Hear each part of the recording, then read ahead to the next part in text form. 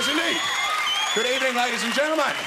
And welcome to this, the first of our new series, which is now, of course, called Friday Night Live. The title has changed, but very little else has changed. In fact, very little else has changed. In the world, we still have the same government. Even though we had an election, we have the same government. Mrs Thatcher stormed Parliament for the third time. We better be careful. If she wins it again, they're going to have to let her keep it. Now, ladies and gentlemen, we know that they are thinking of televising Parliament, which is a good thing, because it means we're finally going to get some decent comedians on the television. But Mrs Thatcher... Of course, Mrs Thatcher was against televising Parliament, which was extraordinary because the bill got through. For the first time in history, the Tory party voted against the boss. They finally had a bit of bottle. It's funny how they develop minds their own when there's a chance of getting on telly, isn't it, eh?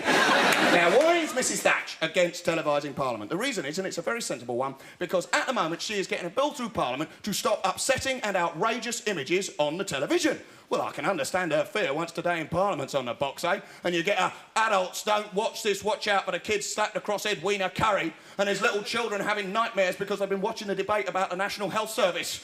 Warning, the next programme may be considered upsetting for anybody who's considering getting ill in the next 5 years. Frank Boff, of course, has been looking into our hospitals. He has been looking into our hospitals on the BBC. Hospital Watch, an in-depth, honest look at our hospitals. Everything that goes on, except we never saw one being closed. That's very strange. There you've got old Frank Boff. In a National Health Service in a crisis, there's a nurses striking for the first time ever. You've got hospitals raising money through charity and hamburger boxes. The government are swearing blind that they're putting more money in than ever before. What's Frank Boff saying? Now then, Doris, apparently your knees are a little bit achy. Is that what's about? Never mention the closures. That's like talking about the Second World War and not mentioning the Germans. Mind you, Kurt Waldheim's been doing all right with that for a while, hasn't he? There was some very good bit of topicality, love it to death. We don't hold back on this programme. There's some very bad language on telly the other day, but it didn't matter, because it was in French. Jacques Chirac, the Prime Minister of France, was at the EEC, and he said a rude word to Mrs Thatcher. Said something like, couillon. Couillon. Now, we have had it translated, and we can't tell you what it is, because it's rude. All we can say is they normally come in pairs. Mrs Thatcher doesn't have any, but she's got the country by them. That's all we can say. Now, oh, that's very nice. First round of applause, and it's on a bollock gag. Sorry, Couillon gag. Stop on. Oh, no, I apologise for that. Well, that's one episode of Friday Night Live and the series is gone. So, ladies and gentlemen, the international situation is very interesting at the moment. Mr Kinnock has been in Palestine, finding out how terrible it is to get shot in the back. He should be careful. The Labour Party is not a very happy and cohesive unit at the moment. He'll be putting ideas into the heads of his backbenchers. He'll get back, sit in front of me, Neil, sit in front of me. The only problem with getting elected to the front bench of the Labour Party is the rest of them are behind you. So many strange things going on in Palestine. Very upsetting situation. The Israelis are trying to improve their image over there, trying to improve it. Of course, it didn't help the other day when they managed to bury alive a bunch of Palestinian rioters, you know. I mean, maybe the Israelis were trying to be nice. The Palestinians have been asking for their land back for quite a while, but they didn't quite say they wanted it on top of their heads, you know what I mean? Before anyone says that sick they were buried, they got dug out again before anybody got hurt. Now, one piece of good news, ladies and gentlemen, the government is about to start legislation to stop aerosols. Now, why are aerosols bad? Anagram for arsehole. Why are they bad? Because they break up the ozone layer and give us all skin cancer. I mean, that's good, using an aerosol. Oh, I've got whiffy armpits. I think I'll give myself skin cancer. That's good, isn't it? But people don't care because it's not coming to us yet. But over the South Pacific and in Australia, you're 4 times more likely to get it than you used to be able to. Some poor old Aussie, he's got a 6-pack of Fosters, he nods off in the noonday sun, wakes up 4 hours later covered in malignant tumours. Sod me, this stuff's a bit strong, I'm changing the Fosters. Right now, we're going to have the finest in comedy because we're going to welcome back the oldest of oldest friends, the sexiest man who ever flogged the kebab. Please welcome Stavros.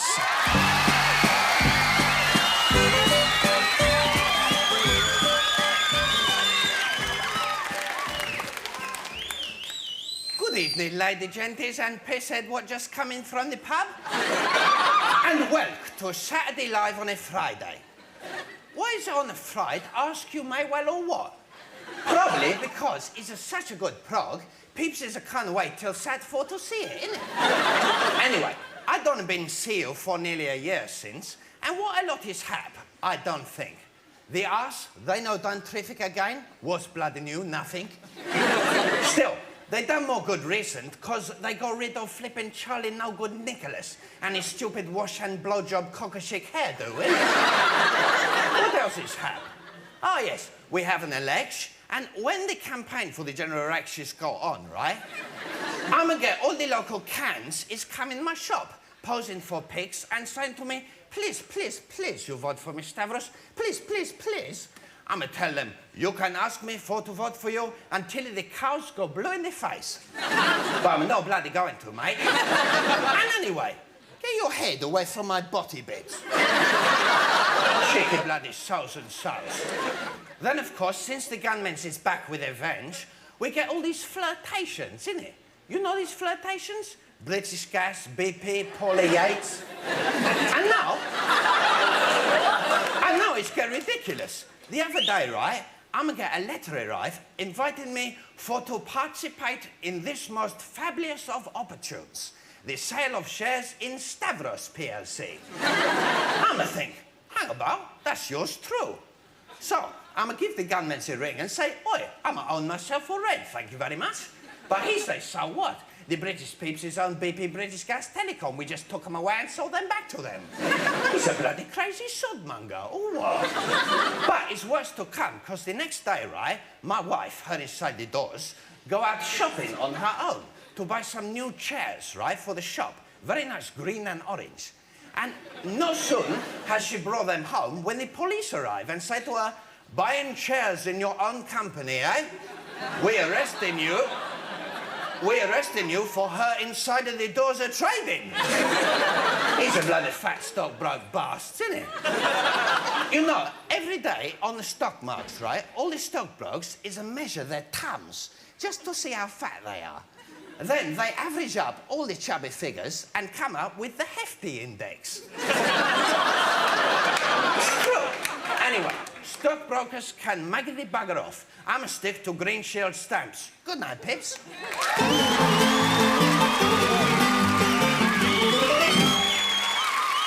Right now, ladies and gentlemen, so often it has been said of Saturday Live before and Friday Night Live now that we don't have enough meaningless waffle on our show. We're going to put that right now as we take you to an old bar in old Edinburgh to hear some right old waffle. From our new friends, you're going to see a lot of them. Please enjoy Donald and George.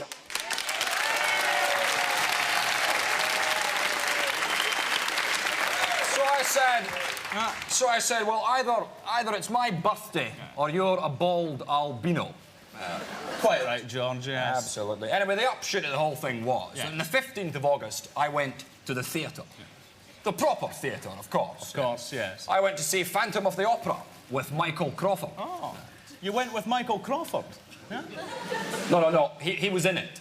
Oh, I see. He wasn't sitting beside me. I got you. Yes. So how was it, George? Utterly pathetic, Donald. Yes. Utterly pathetic. For a start, he was nothing like he was in that series about Frank. Oh. I mean, he didn't have the funny voice. No. He didn't say "Ooh, Betty" once. No berry, no raincoat, no stunts, and then to cap it all, do you know what he does? He starts singing. Oh no! And then he doesn't stop singing. He's showing off, George. And eventually, he's warbling on about "Slowly Creeps the Night" or something. Yeah. And between you and me, Donald McDermott, I do not need to know that. So I just stood up and shouted at him. Good for you. Yes, I just stood up and I said, listen here, Mike. If you're not too big to take a piece of sound advice, you'll cut the mask, you'll cut the singing, and you'll get back on the roller skates. Yes. And then I just left. You just left? Yes. Well, I had to, really. I was flying through the doors at the time. Yeah. Halfway through, I thought, well, will I go back in? But then I thought, no, George, let's just take the easy option and land right there on the pavement. Yes. So I did. Quite right. You know, George, I had a similar disappointment myself. I went to see that Allo thing from the TV. Oh, transferred to the theatre, has it? Yes. How was it? Pathetic. Good. Yes. For a start, it was far too far away. Oh, I see. You know how on the TV it's much closer? Well, it's right there on the TV. Yes. Well, this thing was miles away. Oh, no. And secondly, to my mind, they had it down to a good length at half an hour. Perfect length. How long was this one? About 3 hours. Oh, no. Well, you'd need an interval by that stage, wouldn't you? Well, we did need an interval, yes. We did not need an interval lasting 21 hours. A 21-hour interval? Yes, and then to cap it all, they came back and did the same thing all over again. Repeat? Aye. The second act, the same as the first act? Yes. Oh, no. Well, it's either that or they got mixed up and just completely forgot the second act. Could be. So I thought, well, I've paid good money. Sure. I want to see the end of this bloody thing. Quite right. So you just sat tight? I did, yes. And then they proceeded to cock it up for the rest of the week. Oh, no. Yes. Good. So by the Saturday, it was the end of my tether. Yeah? So I stood up, I said, hello, hello, I said, goodbye, goodbye. You left, did you? Yes, yes. Using the same method as you, oddly enough, yes. Yes, I think we've missed our métier, Don. Yeah. We should have been theatre critics, you know. think so? Well, it's quite straightforward. You know, if we stand up here, it's a sort of theatre over here. You just criticise. You see, it's quite straightforward. You just say, don't like the shirts, quite like the trousers, don't like the hairstyle. There you go, straightforward. Well, I think I could probably cope with that. Yeah, George, there's a few people over there you can Yes, talk about. yes. Like the tie, don't like the hairstyle, bit old. Look careful. You be very careful what you're saying about old people, Donald McDermott. We cherish our old people in this country of ours. You just talk to them. Ask them questions. You'll learn things. Oh, I see the sort of walking textbook theory. Yes, exactly. What was it really like during the war bit? No, not that sort of question. Sort of, what's it actually like to dribble out the side of your mouth? What's it like wearing those big black bloomers you see hanging on balconies? Oh, I see, sort of crucial questions. Vital questions, Yes. yes. What's it like to say things again and again and again and again and again? What is it like to actually fancy Frank Boff, yeah? Well, to look forward to songs of praise, Yes, you know, yes. to bump into things and we fall get the over point, George, I think. Go up to them and say, excuse me, what's it like having a smelly hallway? That sort of question, okay? Sorry about that. It's not normal.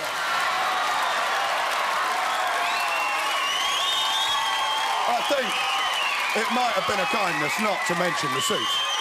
There is a certain amount of tact involved here. Ladies and gentlemen, we got to be at the best point in the show now. We're going to try something new. This is going to run all through the series. We're going to have a lot of fun with it because we are going to play a game show. I am following in the footsteps of the very finest comedians, and I am also following in the footsteps of Jimmy Tarbuck, Bruce Forsyth, Michael Barrymore. We're going to have some time. Will you please help me right now? Play Stupid!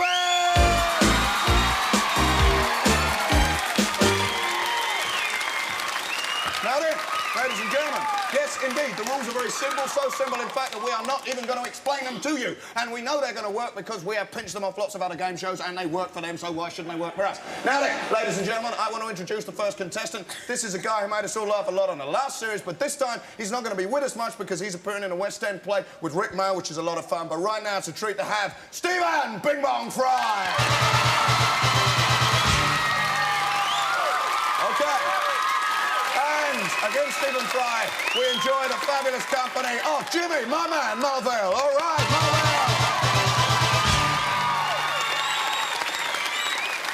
So, here we go. And of course, Sex Podge, the raunch with the paunch on the scoreboard. Stephen.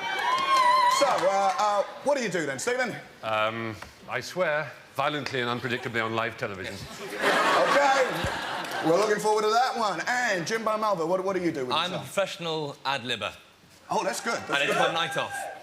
Okay, we're going to have one swearer and one bore. Okay, ladies and gentlemen, without further ado, we're going to play Stupid.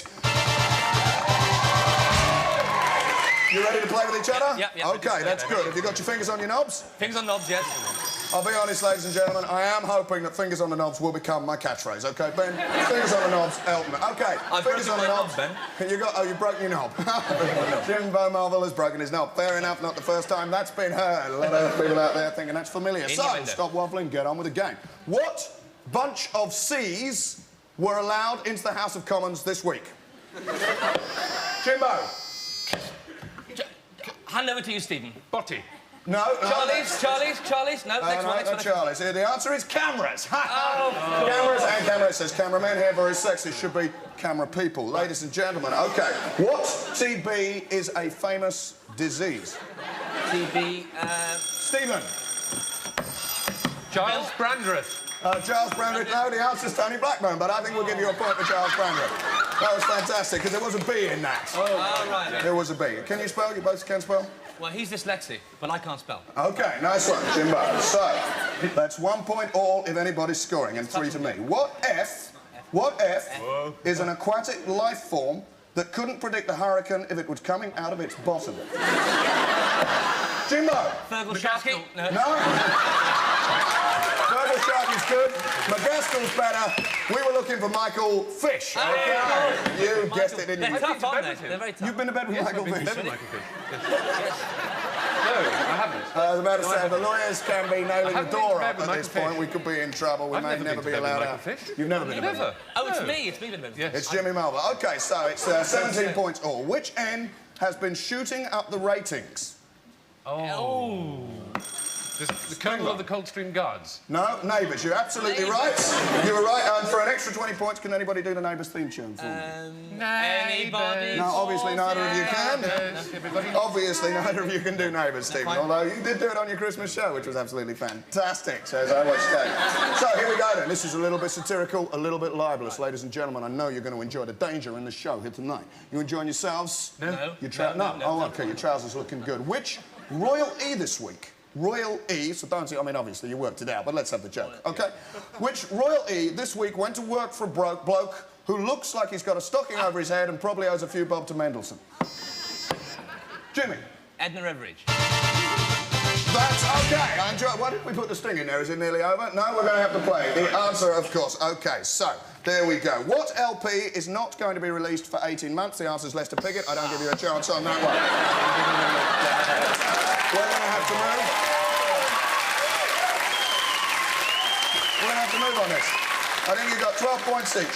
Which bee went on Wogan to explain that 20 quid for a £1,000 vase is a very fair price? He's the man who always... Ronnie Silly. Yes, the man who gets his names all the way wrong. I'm the man who says everything twice. That's right, the man who always says, I'm a Philly sucker. I'm a Chinese wit. Yes, I'm a real fat... No, what's... Barker. Barker. Oh, that's excellent. It was Ronnie Barker. What do you think actually happened? I mean, he's been in antique shop sketches a lot. What actually happened when a woman went in and said, what did he say, 20 quid, or was it two fat titties? I mean, what do you think? I don't know, well, he's been in antiques for a long time, and you've seen the show, haven't you? Obviously, there's the show. Excellent. Oh, sorry, I think that's out of my lunch. All the classics, all there is a gap like we all remember the classics and nobody else does. So, ladies and gentlemen, we just time for one more question. Oh, God. What sea could cause a tidal wave if they all jumped up and down simultaneously? The answer is Ben. The cabinet, because they're all so fat. That's Brilliant. pretty satirical. Oh, ladies and gentlemen. We're really going to bring down the government with that one. So, Harry, who won? He can't tell us because he hasn't been mic'd up. Ladies and gentlemen, it's been great fun playing Stupid. Have you enjoyed yourself, boys? No, not at all, no. I've had a lovely time. Yes, You've had a lovely time. So, there's only the one prize. It's a signed picture of Tarbuck. I'm afraid you both won equally, so you get half of it each. Wonderful. Ladies and gentlemen, thank you very much indeed. You've been watching Stupid.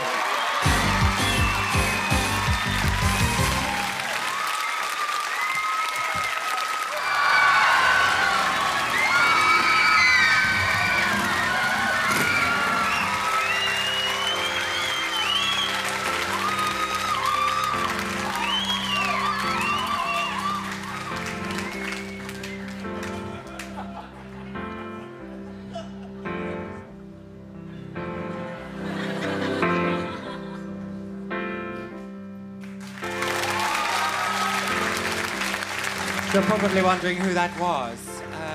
That's Jimmy. Jimmy is someone who I used to be at school with. You're terribly close, aren't you? What's your name? Any idea? Of course, when I was at school, it was a rough, tough, barbaric world. Rugby and homosexuality were compulsory and frequently combined. Of course, that was pre-Clause 28 days. In those days when I was at school, the words head boy had quite a different meaning. In fact, if you shouted out the words head boy during assembly, half the school would kneel. Most of them in front of Jimmy. But Jimmy was the leader of the pack, and this then is the story of the leader of the pack. I thank you. Is he really going out with him? There he is, let's ask him. Julian. Is that Jimmy's ring you're wearing? No, it's not, it's my ring. Gee, it must be great riding with him. Is he picking you up after school today? No, I don't go to school anymore, I'm 28 now. By the way, where'd you meet him? I met him at the candy store. He turned around and smiled at me, you get the picture? Yes, we see. That's when I fell for the leader of the pack. My folks were always putting him down. Down, down. They said that he came from the wrong side of town. What do you mean when you said he came from the wrong side of town? I mean that they told me he was bad. But I knew that he was just a bit sad. I'll never forget you, the leader of the pack. One day my dad said, find somebody new. I had to tell my Jimmy that we were through. Jimmy said that you had to find somebody new. Well, he stood there rather like you, and but all I could do was cry. But I'm sorry I hurt him, the leader of the pack. He looked rather sad as he stood there on that rainy, rainy night. And as he drove away, the tears were beginning to show in his eyes. I begged him to drive carefully, but whether or not he heard me, quite frankly, I don't think I'll ever know. Watch out for that lorry, Jimmy. Well, I felt so helpless. What could I do? What could I do? Remembering all the things we'd been through. After all the things we've been through. And when I'm at school, they all stop and stare. Probably because I'm far too old to be there. I'll never forget you, the leader of the pack.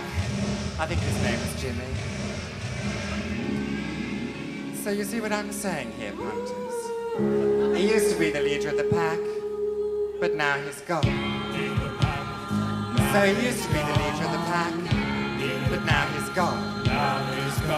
He is no more the leader of the pack, because now he's gone. It's no longer true to say he is the leader of the pack, because now he's gone.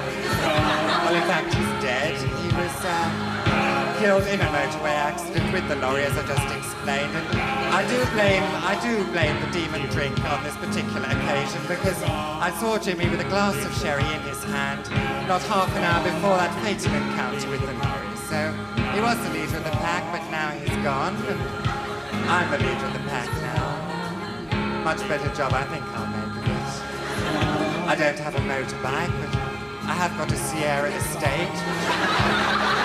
It's quite nippy. So he was the leader of the pack, but now he's gone.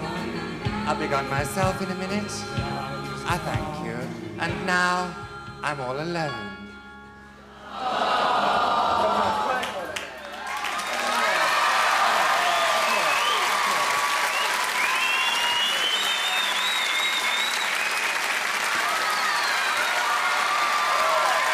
Ladies and gentlemen, I hope you enjoyed the new studio. We've had the builders and plasters in all week, and one of them expressed an interest in having his say. So will you please welcome the plasterer? You'll recognise him.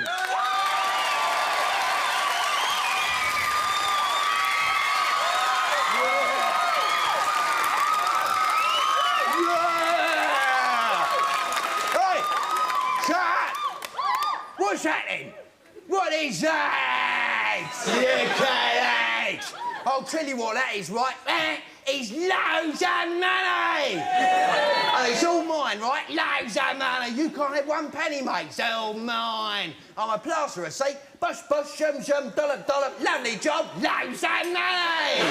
Oh, mate, how much you earn a year? Is that all? I'm on that in a bleeding day, mate. Loads of money! Well, I ain't been a plasterer, though, right? I'll go down the dole, you know. Not to sign on, nah, just to wave loads of money at them. Their eyes, they glow up when they see all my money, they glow up. I don't care, I don't give them none. I'll go down the betting shop, I put the whole lot on horse. Horse comes in last, I put bleeding more on. Horse comes in last again, I put bleeding more on. Horse is dead, I put bleeding more on. I'll go down the butcher, I say, oi, mate, I want £1,000 on that piece of meat to win the derby. No, second thoughts, put some bleeding more on. That's what the old butcher calls me, bleeding more on. Loads of money. If I ever run out of money, right, which I don't, right? But if I do, which I don't, right? But if I do, yeah, well, anyway, right? I've got one of them little plastic cards, you know. I'll go down the old cash point machine, the old pie mash point, right? I'll stick it in the slot, right? Its sign comes up. How much money do you require? Loads! And another sign comes up, right? It says, do you require any other service? I go, yeah, loads more money! And another sign comes out, right? It says, regretfully, you cannot have any more money because you cleaned me out, you rich bastard. I'll tell you then, cash point nights now, right, if I'm going down the high street, they see me coming, they get out the wall and leg it down the road. It's like War of the Bastard Worlds, legging it. His geezer, right, he said to me the other day, right, he said, oi, loads of money. I goes, yeah? He says, if you've got so much money, right, how come you earn so much being a plasterer, right? Well, I'll tell you, right, a day in the life of a plasterer. In bed in the morning.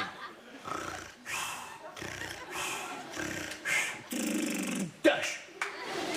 Morning, darling. What's your name again?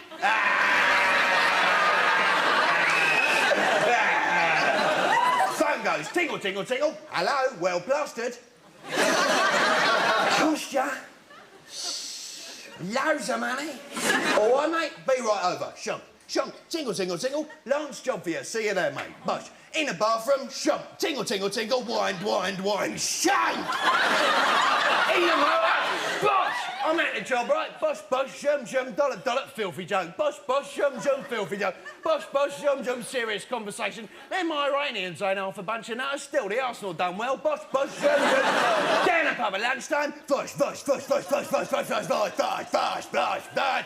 That's really filthy, disgusting joke all about a bird and a horse. Bush, bush. Back to work the afternoon. Bush, dollar, bush, bush, that'll do. Let's go home. Loads of money!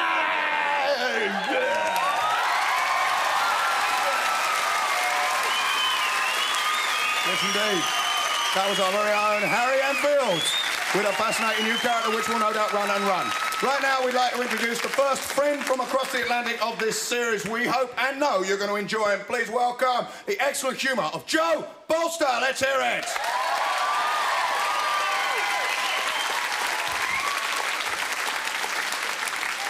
Whoa. Thanks, folks. How you doing? Yeah. Been a good show so far? Yeah. Well, I'll put a stop to that.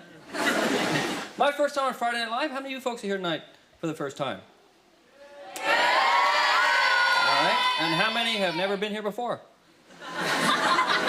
Well, good audience. Well, you heard my name, Joe Bolster. Probably a lot of you haven't heard of me. That fair to say? Well, I'll let you in a little secret. I'm not looking to be a big star in show business, and that's working out real good so far. I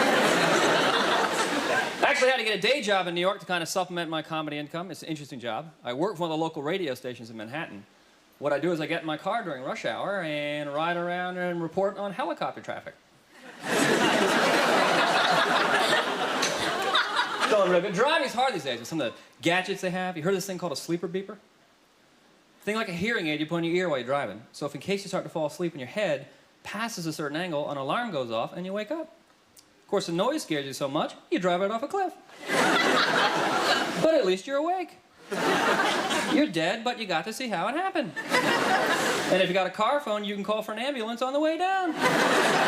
Maybe order some pizza for the doctors. Show them what a sport you are. I'm dying, but I'm buying. I like to ride around while I'm driving and listen to these radio call-in shows they have, you know, where people can call in and talk to a guy in the air. Doesn't it seem there's always one guy calling in who has no idea what's being discussed? And he always has some totally inappropriate comment to make. You know, the host goes, we're talking about the Mideast crisis, the Arabs and the Jews, one of the most explosive issues of our time. We want to know how you feel. The number's 525-1200. Hello, you're on the air. Yeah, how much should a hamster weigh? Sir, I don't think that pertains. Yeah, but mine's up to 78 pounds. I think it might be a Wolverine. And some of those shows, they have a guest on who's so boring your radio dial changes by itself. And the host is begging people to call in. Once again, that number in Europe is Dusseldorf 9 for that one. You can see dumb signs you're driving. I was in New York the other day, went across 42nd Street, kind of a sleazy area. Went by an adult bookstore, get this sign. They had rows and rows of porno books. Next to that was a sign that said, under new management. Like the average pervert is going to be affected by this marketing technique. Bob, want to try that porn shop? No, I hear the management is terrible. They got no librarian. They're not using the Dewey Decimal System. I'm not going back till they make some major personnel changes. Well, it's nice being here in Europe. I was just in Italy. And while I was in Italy, I visited some old Roman ruins. And for no reason I could figure out, these ruins had a maintenance department. How do you maintain maintain a ruins. Does the foreman come in at 9 o'clock and go, fellas, leave it the way it is. Ooh, I am beat. I'm gonna take the rest of the day off. Woo-hoo. Ran into a friend here in the streets in London, a friend from the US. I didn't expect to see her, you know. And you always say the same thing in that situation. Small world. I can't believe I'm seeing you here. What a small world. What a dumb thing to say.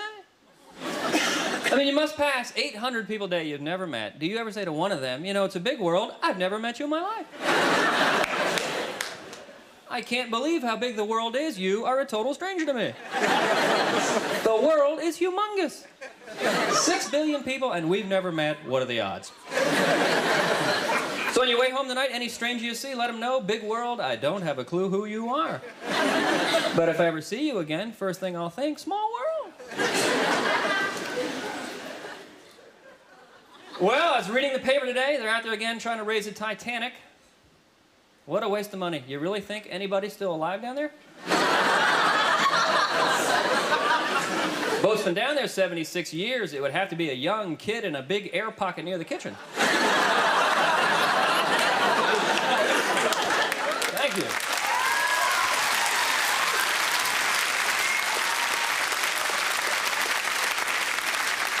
You folks are hip. I did that joke in Texas last week, and they went, is he serious? Oh, I think those people are dead. Of course, that's just a guess on my part.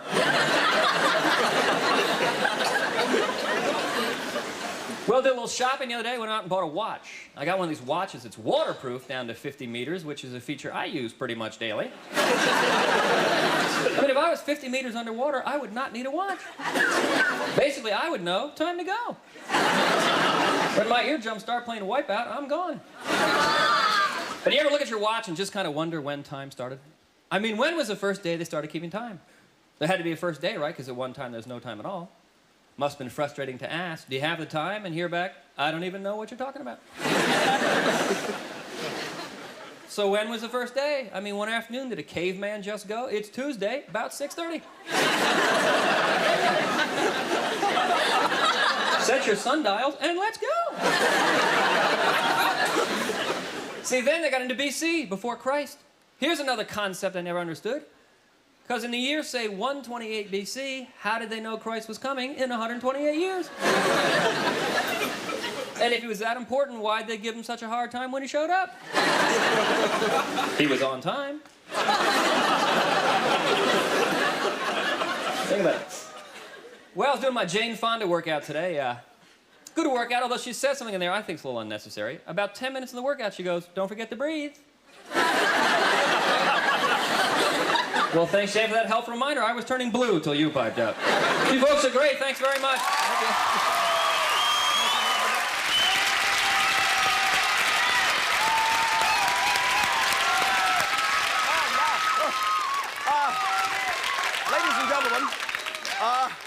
Ladies and gentlemen, boys and girls, kids. Now, most of you will probably realise that this is a point right at the beginning of a live television show when a lot of the performers, the actors and musicians and so on, are at their most nervous, their most tense. A lot of vomiting and so on. A lot of extensive lavatory work. But what probably most of you don't realise is that this is also a point at which you, the audience, are also very nervous, very tense. Because you see, I mean, you don't know whether the acts are going to be funny, you don't know whether they're going to be rude, you don't know whether they're going to,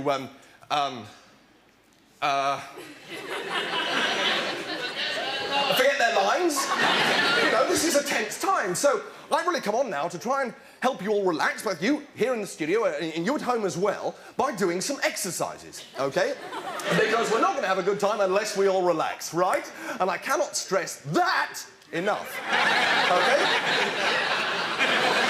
Now, the first exercise we're going to do is based on the shoulders, okay? And it's called, quite simply, Colin. All right? So, if you all like to join in with me here, and if you like at home, I think you'll find it'll help, all right? Very loosely, very relaxed in the shoulder area everywhere. All right, ready? And we just jog the shoulders. Jog those shoulders up and down. Good work down at the front here, thank you. Nothing up in the balcony. That's more like it, yes. Pathetic, both sides. Pathetic. All right, well, maybe, I don't know, maybe that's a bit too physically demanding for some of you. All right, so we'll move on to the next one. Maybe we'll come back to that, OK? The next one is based on the neck area and is called Quite Simply. All right, so get ready for the Quite Simply exercise. All right? Very loose, very relaxed in the neck area, OK? And we just rotate the breath.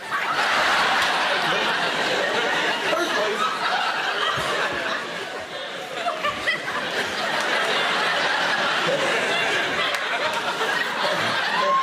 And you should find that this will properly relax you. All right. Now, the third and final exercise we're going to try is called the touching exercise. Yeah, well, a little bit exciting. Right.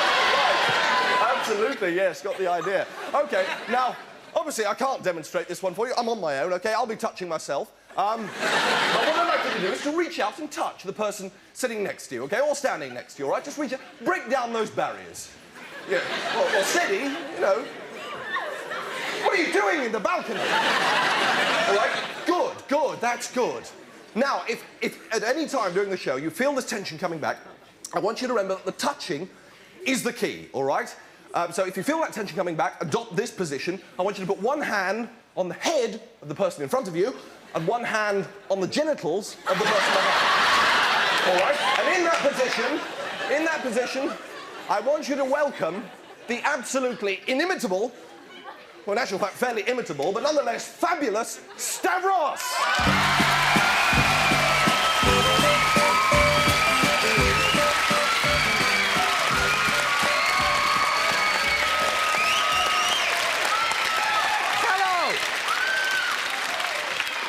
Shut up, please.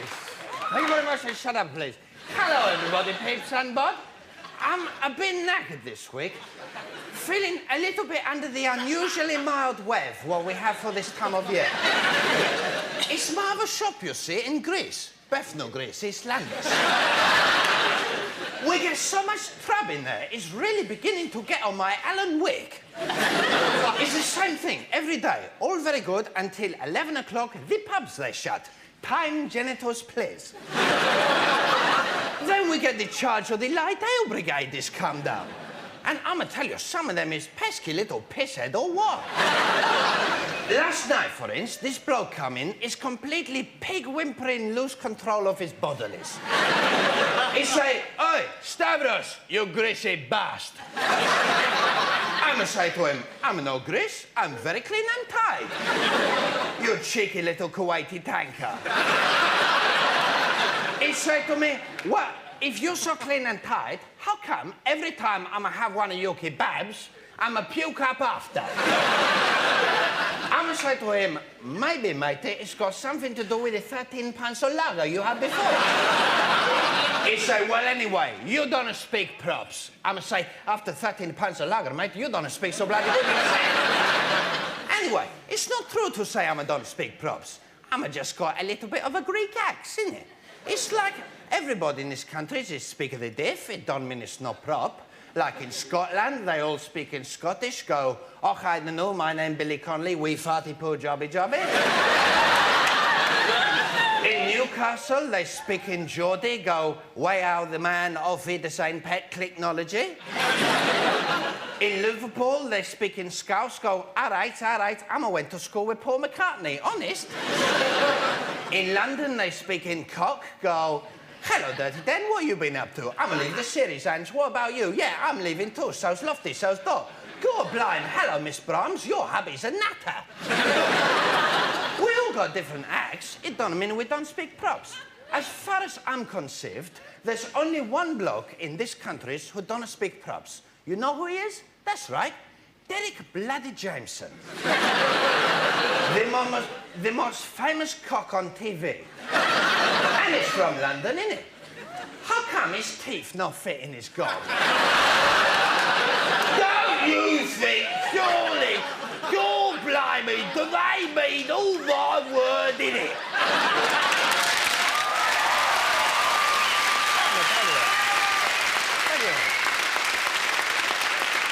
I'ma tell you this, right? I'ma tell you this. If Derek Jameson not a complete and utter fruitcake, then my name is Michael Caine. Not a lot of peeps know that. Good night.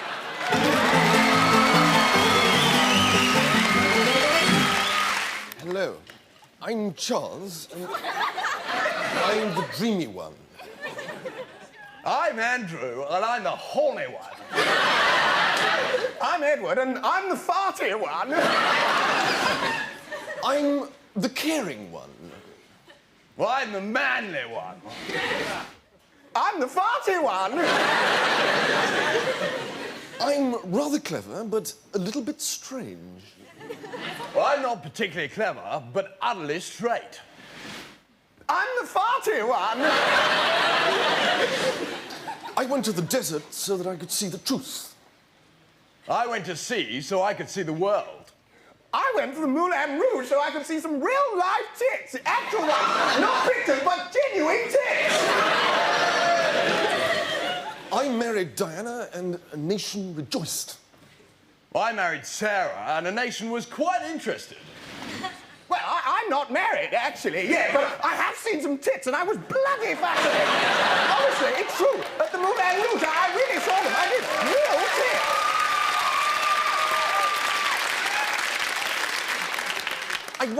I wonder whether there is hope for our world. I wonder whether to be a pilot or a photographer. I wonder whether seeing some tits counts as losing your virginity. or whether you actually have to touch them.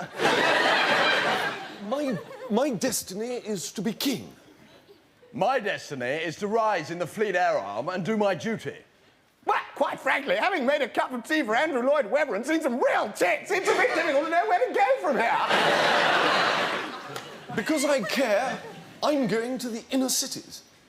Because I'm a hell of a lad, I'm going to take the bint to LA. Because I've got an equity card now and I've seen some real tits, I'm going to introduce the next act. Whoa, what a link. Okay.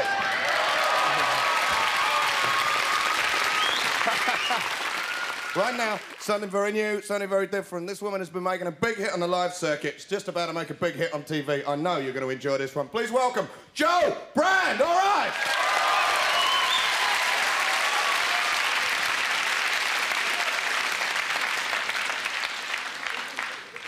I thought that my new Slumberland orthopaedic bed was going to be very comfortable when I bought it, because the man in the shop said to me, "On this bed, you'll sleep like a baby."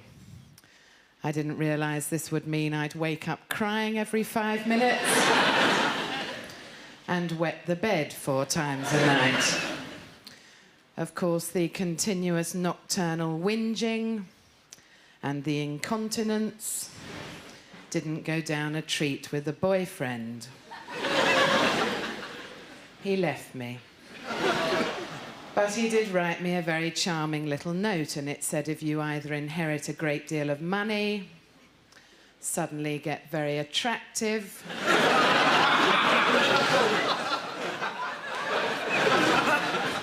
or carve yourself out a career as a stand-up comic with an excessively stupid name, I might come back to you.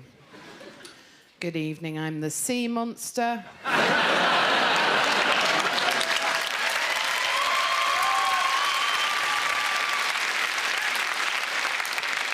And I think it rather suits me, really, because I was not a particularly small child.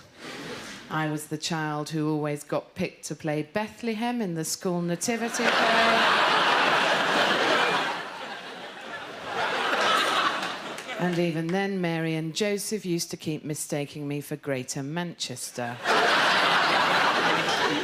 I suppose you could say, actually, that most of my childhood was somewhat marred by the fact that I was the size of a modest Barratt home. And I didn't grow up to be exactly anorexic, did I? In fact, I was only saying to my flatmate the other day, how on earth am I going to get a husband with a stomach the size of K2? That's a mountain. You see, we've both got a bit of a weight problem, and we've both been looking for a husband since we came of marriageable age, sometime back in the 14th century. My flatmate actually advised me to buy Cosmopolitan magazine because, let's face it, all their articles are about how to get a husband, aren't they? despite the fact that they may be rather thinly disguised as articles on more general topics for the ever so slightly feminist woman. For example, I read an article in Cosmo last week about how to speak knowledgeably on quantum mechanics theory whilst giving someone a blowjob and asking them to marry you all at the same time. I tried it, but the man on the cheese counter at Safeway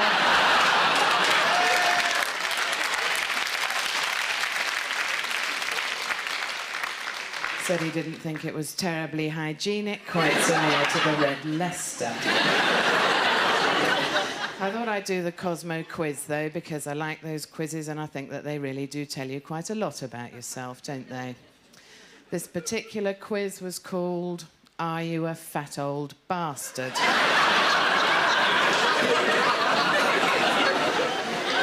And surprisingly enough, I got top mark. And I was advised to go on a diet before Weight Watchers got a contract out on me. I thought I'd do the Cambridge diet first, but unfortunately, I didn't have enough money to buy heroin.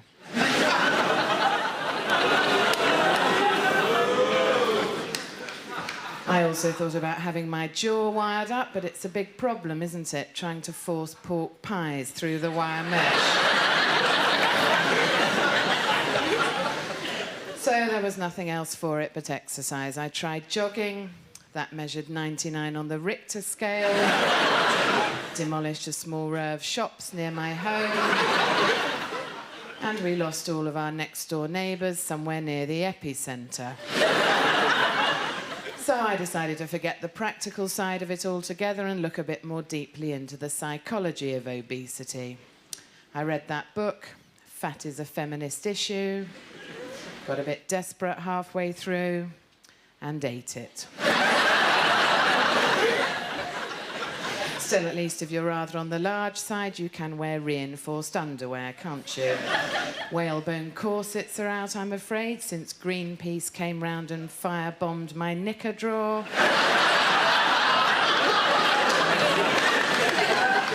And what's all this dieting and exercise business geared towards anyway? Getting a husband who's slightly more attractive than the Elephant Man, and being able to lie on the beach without being hit over the head with a champagne bottle, and launched by Princess Margaret.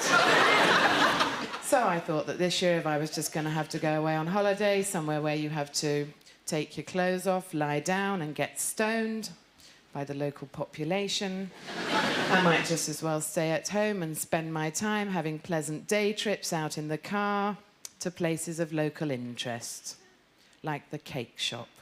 Good night, thanks for listening.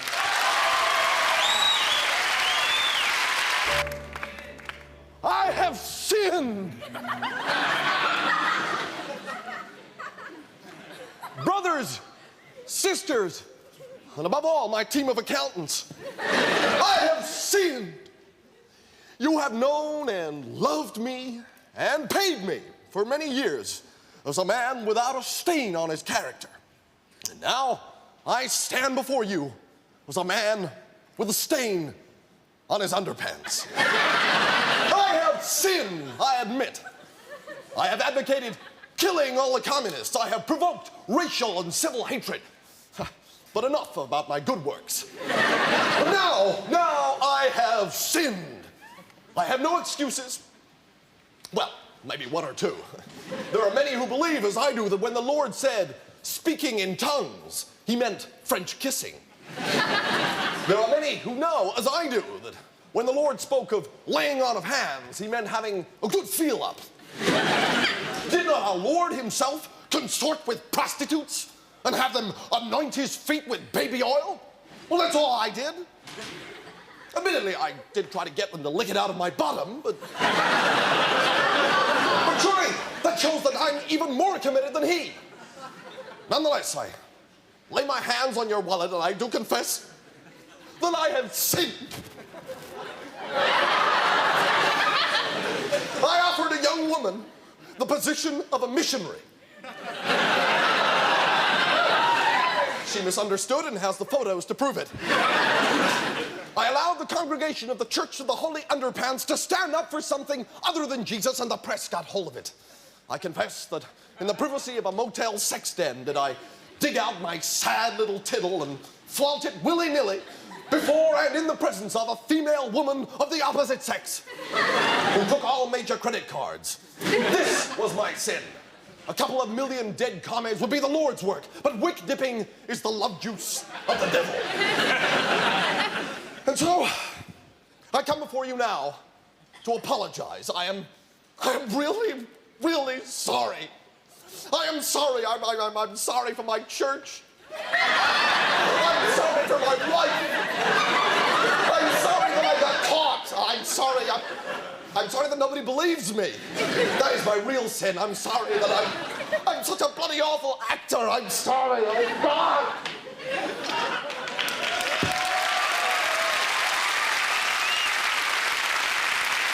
Please welcome in our own video box, Florence from Cradley.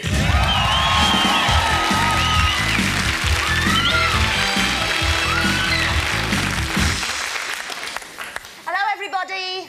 I want to show you something. You see this? Here and here. What do you think that is? Now, my boyfriend, Dennis, calls them me love handles. He goes, oh, them only your love handles. And I go, get off, Dennis. And then he... The magazines and all the doctors call it celluloid, but I just call it fat. And you know what? I don't give a sausage anymore, because I've decided that big is beautiful since discovering sumo wrestling on the TV. Now, sumo comes from Japan, which is there. And it's blooming brilliant. It's not a bit like the wrestling you get over here, with two blokes in glitter boots surrounded by nice little old women all shouting, kick him in the trunks, in the middle of some town hall in Wolverhampton, which is there. No, sumo is a art form. And to keep them all ginormous, all the wrestlers live on a special diet of fresh vegetables, rice, and... Oh, I'd forgotten that was in me. And raw fish. And they also wear a traditional costume, as this model, which I prepared earlier, shows. Of course, I'm a bit bigger than this in real life. Now, that bit there covers that bit there. And the bit at the back's of a sarod, see? And they also wear a neat little ponytail. Now, I made this by cutting up one of my dad's old jumpers. At least I hope it was one of his old jumpers. And as you can tell from the traditional garb, sumo is all based on ritual. Ritual is something you do over and over again, like, say, if every morning at 8:10 I did that to the postman, that would soon become a ritual. At the beginning of every sumo fight, the referee walks on with his fan. I don't mean somebody who likes him, I mean one of them things. Followed by the two wrestlers who enter the ring and chuck a load of salt onto the ground, a bit like what the councilman's supposed to do when it's been snowing. Then they face each other and bow, and at a given signal from the referee, they jump up and bash each other up. I don't know what the rule is when that happens. Anyway, you've got the gist of the game, only nobody gets beheaded. And if they do, you never see it on the telly. So watch sumo and you'll be hooked too. This has been Florence from Gradley speaking. Ta-ra, or, as they say in Japan, ta-ra.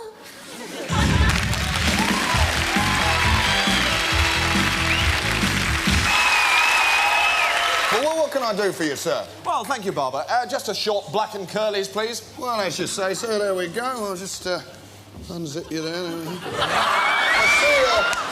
I see you're a lot of finally merged with the Liberals then, sir. Yes, I was pro-merger myself. Yeah. Not too much off, just a trim, smarten things up. Of course, sir, of course. Oh, yeah, well, it had to come in the end, didn't it? That David Steele's been whining forever. He was oiling round Roy Jenkins to start with when he was boss of the SDP. Oh, I'm sorry. Did I catch you, sir? Not to worry, just a little prick.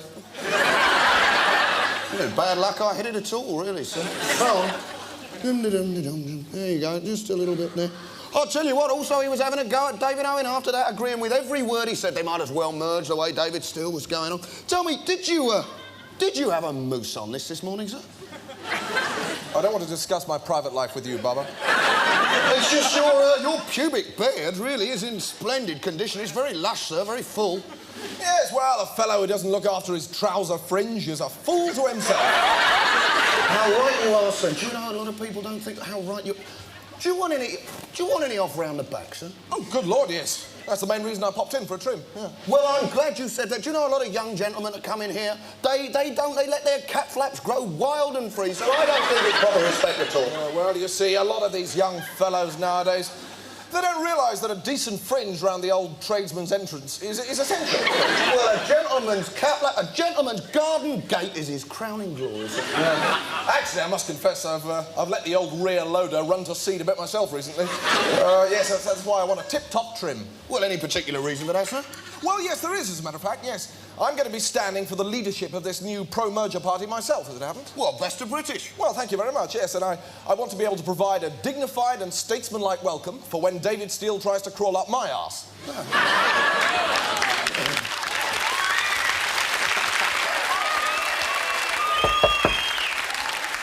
Come. Ah, Miss Dawkins, sit. Oh, no, thank you. I prefer to seize every opportunity to keep my magnificently sporting physique as finely honed as possible. Yes. So now then, Miss Dawkins, we've been taking a look at your application for a place on the British squad at the Seoul Olympics. Sorry, the handwriting's a bit shaky. I was pole vaulting at the time. Right, yes. You really have done an awful lot of training, haven't you? Frankly, I've trained like the bollocks. Lovely. And it does you great credit. You're an all-rounder, I see. Well, it's pure muscle. There is not a square inch of me that isn't in optimum sporting condition. I can swim twice as fast by twitching my ear and shoot a shot 75 feet out of my bottom. Well... Providing I've dropped my shreddies at the time, of course, or else I go with it. Yes, well, Miss Dawkins, I don't think anyone can deny your quite magnificent sporting credentials. Thank you. Which leads me to wonder why on earth you think there is a place for you on the British Olympic squad. Well, because of my qualifications, of course. Well, what qualifications? I mean, have you got a recording contract? No. Well, I mean, there you are, you see. I mean, where's the seedy, opportunistic manager? I don't see him. You know, where's the stupid, pointy chin? Nowhere. You know, this isn't Russia, Miss Dawkins, you know. Over here, we expect our athletes to book their own chat shows. But I haven't got time for chat shows. I'm too busy training. Well, exactly, you see. And God knows the standards you set, you might even win something. Of course I'll win. Well, now, you see, that's my argument in a nutshell. You see, if I were to elect you on the team, then that would mean that one of our magnificent British losers would be deprived of a place. You see, I mean, a true sports person, half-trained and crap, would not be able to go. We like to come last in this country, all right, Miss Dawkins? That just happens to be the way we do things, OK? So you can see yourself out. Thank you. Come. Hello, I'd like to train to be an archer. Congratulations, you're on. Who said that?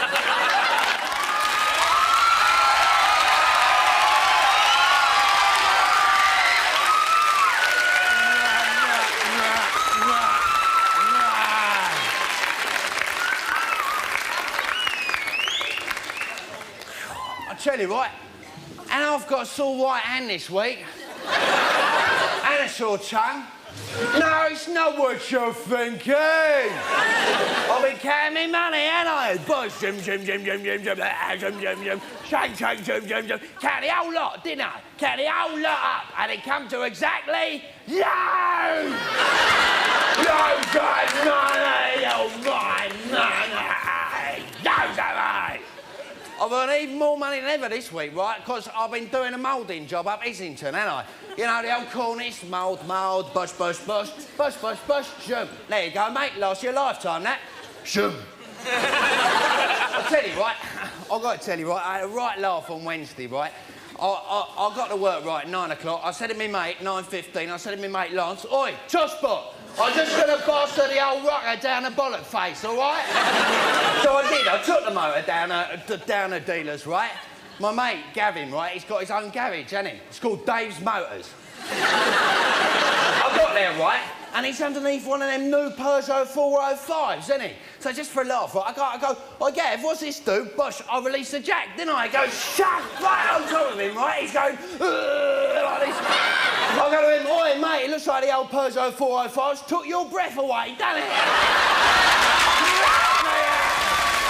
Crack me up! Really did crack me up, that did. Cracked me up. Cracked him up and all, didn't it? And more like caved him in. I'll tell you though, it's a bit of a shame though, because he didn't have time to look at my motor. I didn't want him to do nothing to it, I just wanted him to look at it, because it's such a lovely motor. It's brand new, right? Oh, I got rid of me old one, didn't I? Like on Monday, right, I went outside and it was facing the wrong way. I couldn't be bothered to turn it round, I just got a new one. Well, it was ancient anyway, you know. I'd had it a week, hadn't I? Got a little bit dusty. No, I've got a new one now, right? It's an open top, innit? So I've got more room to wave me water back. Do you want to see my new motor? You can't. All you see is a flash of money going by. Loads of money. I'll tell you, right, it's an Escort XR3i turbo nutter bastard. It's so fast, right? It don't drive along roads, it shags them. It shags them up! Shags them up! I'll tell you, right, it's so good, right, but it's off the road at the moment. I've got to do some work to it tomorrow, right, because I took out the M4 yesterday, right? I got all that rubbish stuck in the radiator grill, you know, leaves, twigs, Allegros, Maestros, couple of lollipop ladies, a crocodile of school children. Well, they shouldn't hold hands on the zebra crossing, should they? I'll tell you, right, the other day, right, I really took it for a good old burn-up, right? I'm going along, bosh, like that, show me along. I only get pulled over, don't I? But not by the old bill, nah, not by the pigs, nah, by a bleeding highwayman. I've gone so fast, right, I've broken the speed of light. I've gone back in time, haven't I? Back to the olden days. True, I've gone back to the olden days. And all them things from the olden days were there, right? Highwaymen, Roman soldiers, Labour government, they was all there. The highwayman goes to me and says, oi, your money or your life? I go, here you are, mate, loads of money. I turn the car around, boss, I'm back home 2 hours before I even left the house in the first place. In fact, I was still in bed when I got home. I took myself a nice cup of tea. I'm lying, I'm having you on. It wasn't one cup of tea, it was free. One for me and two for the birds.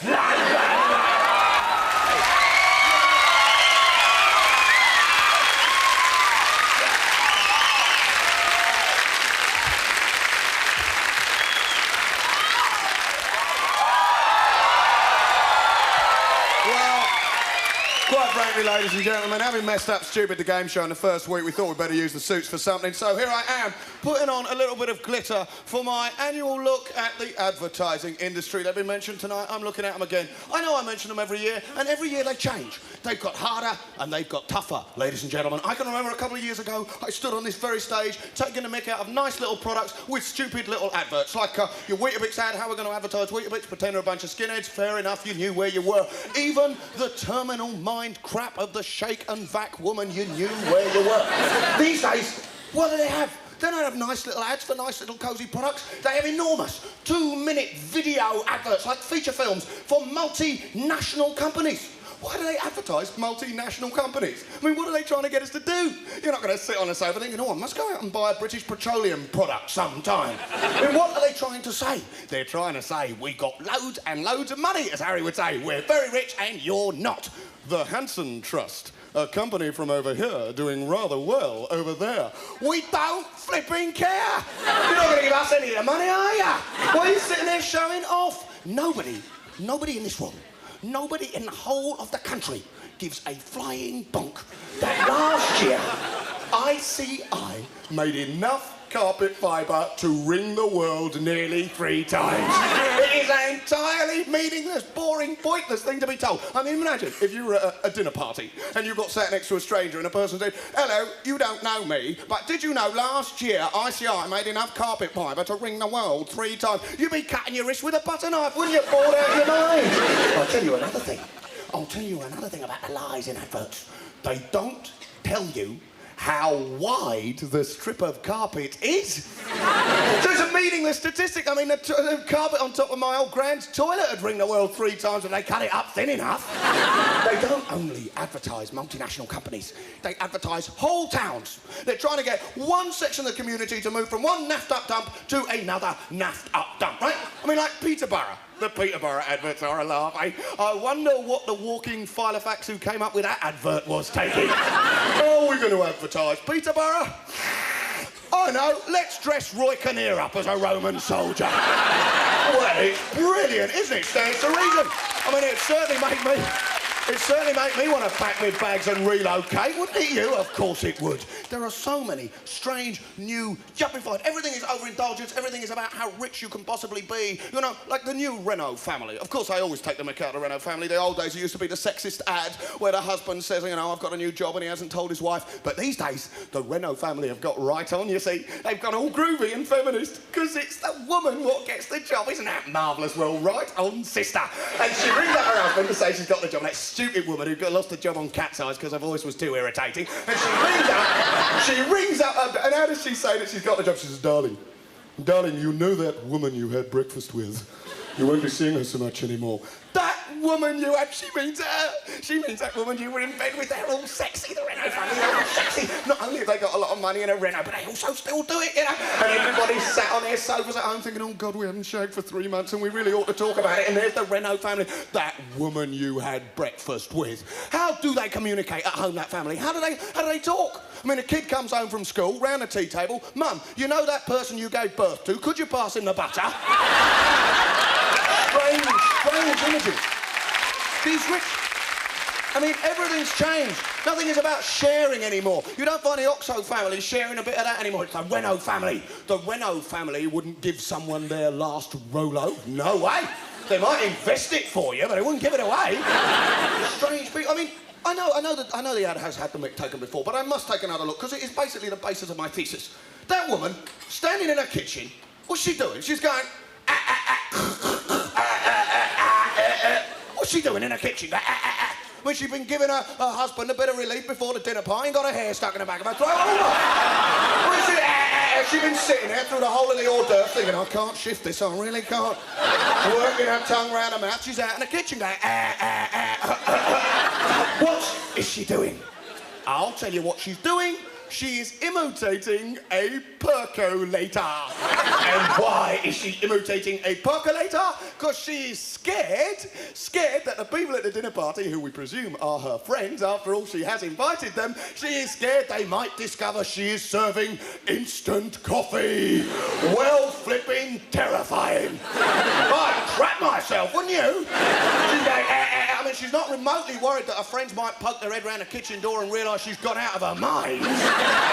She goes, just like, what? So finally, she gets the coffee made. It doesn't sound a bit like a percolator. I've got a percolator. I mean, if it sounded like that, I'd sling it out. It sounds like a flatulent elephant. I've got the coffee out of a farting elephant. Is that all right, everybody? She brings the coffee through and she hands it round, and this is where I come to my point. Because there's this woman there, she's sort of smug and plump. Doesn't matter that she's plump, but just to locate her, in your mind, she's all plump. And she gets the coffee off her friend, I presume her friend, the hostess. Gets the coffee, she goes, lovely coffee, anyway, as I was saying. No, thank you, nothing like that. Just, lovely coffee, anyway, I was saying. Nothing, this woman has been in the kitchen, imitating a percolator for 25 minutes. Her friend can't even say thank you.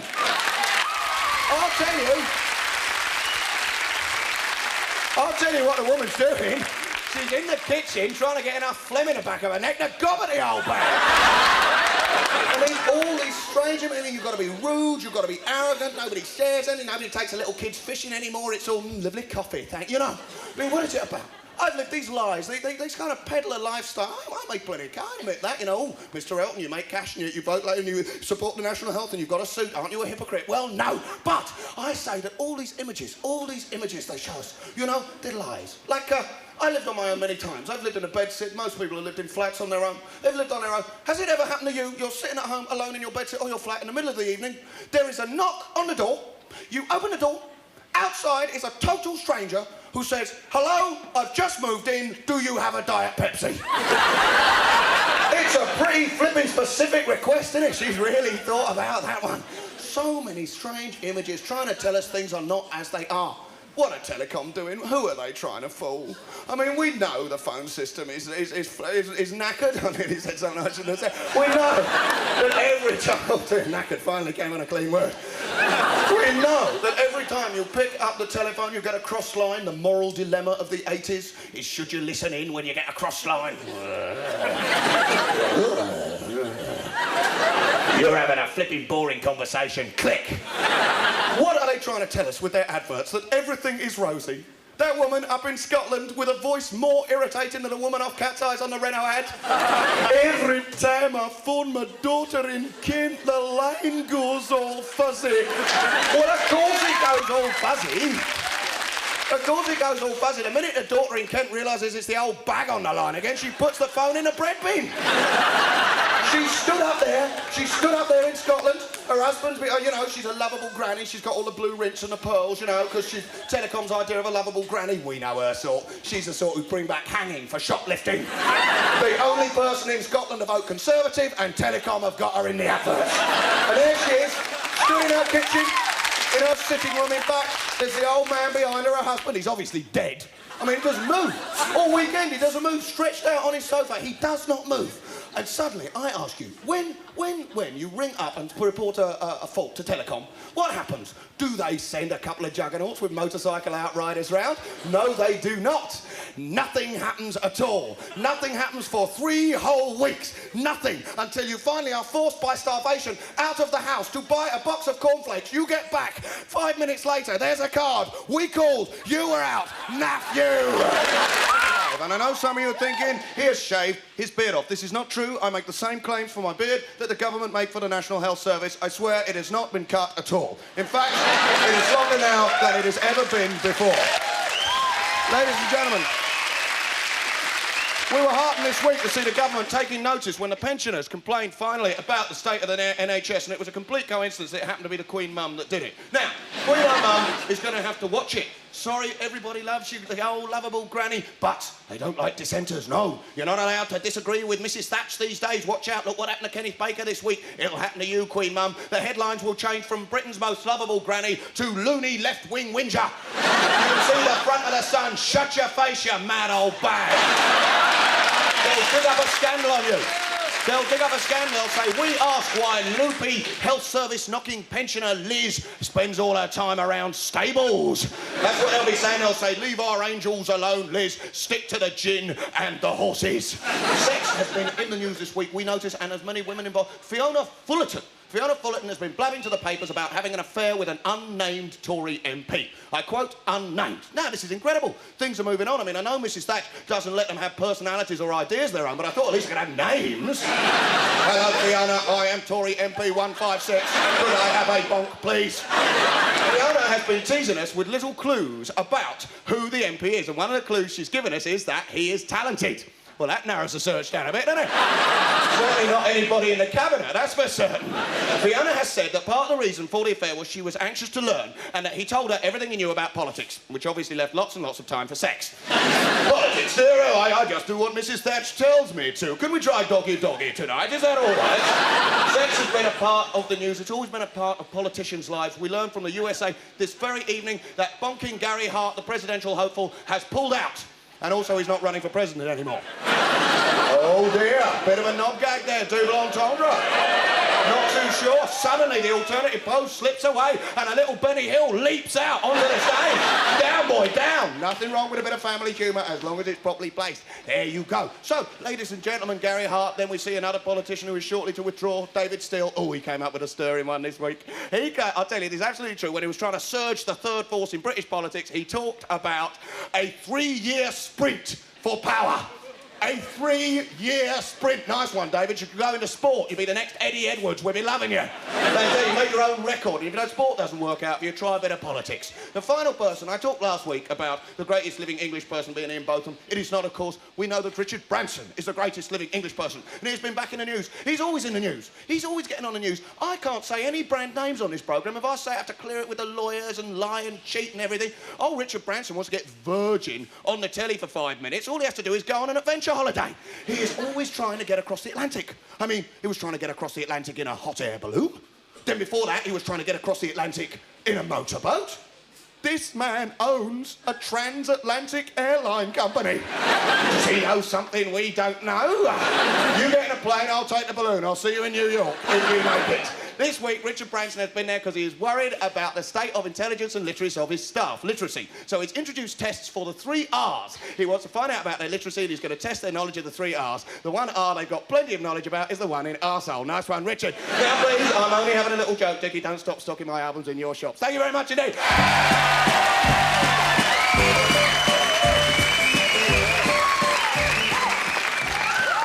Loads of money!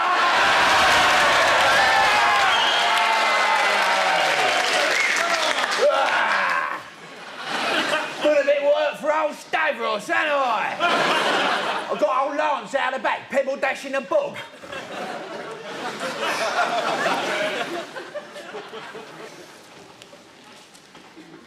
Oi, loads of money. What is it, Stavros? I'm just going down the shops, innit? Don't forget to go to the bank. Cost him loads of money, this job, innit? Even his tea break's cost him tenner or so far, and it ain't over yet. Not half.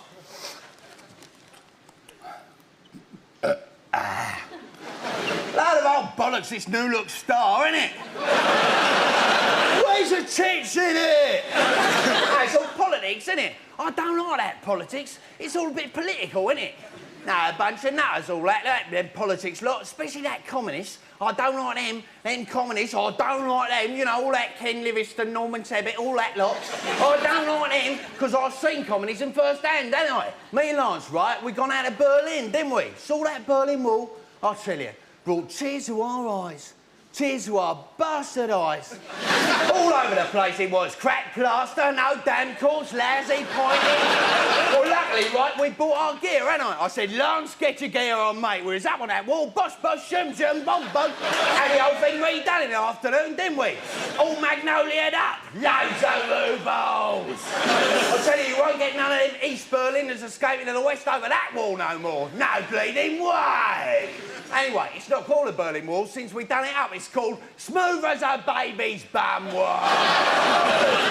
It's the same in China, isn't it? Do you know you can see the Great Wall of China from the moon? See, it's bleeding wonky from the bloody moon, more like. I'll tell you, right, if I'd been that Neil Armstrong geezer, I'd have gone down the steps, right, going, a small step for a geezer, a giant step for mankind. Look at that.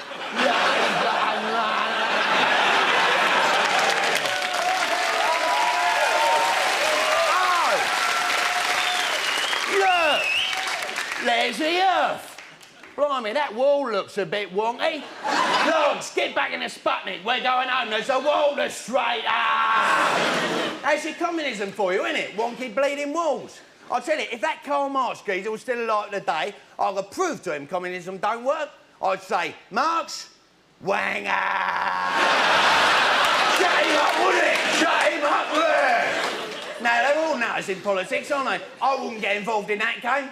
Mind you, I think I might be the next Labour Prime Minister, you know, for a bit of a laugh or something. Because then, right, I could do all their policies, couldn't I? Education, loads of money. Health, loads of money. Housing, loads of money. Me, loads and loads and loads of money. Anyway, I can't sit around talking to you lot all day. I've got grafting to do, ain't I? I don't want you lot to watch because it'd make you jealous, all the money I earn, so get out of it!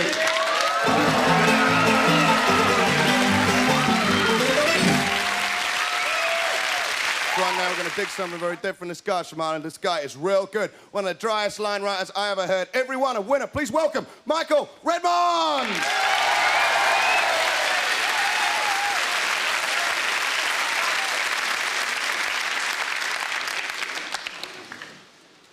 Thank you. Good evening. Thank you again. I like going into newsagent shops and saying, "Excuse me, is that Mars bar for sale?" When he says yes, I say, "Okay, I might be back later. I still have a few other ones to see."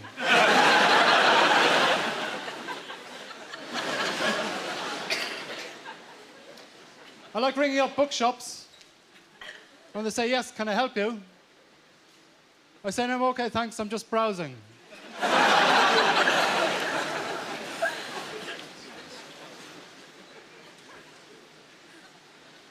I originally come from a place called Blarnagosha.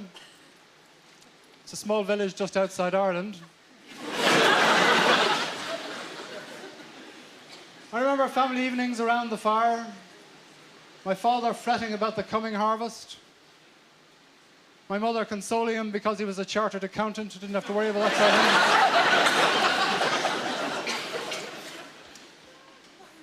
Strange the things parents say to you when you're a kid. I used to hate when my grandfather came to visit us. It wasn't just because he was blind, but I'd always been told that I had his eyes.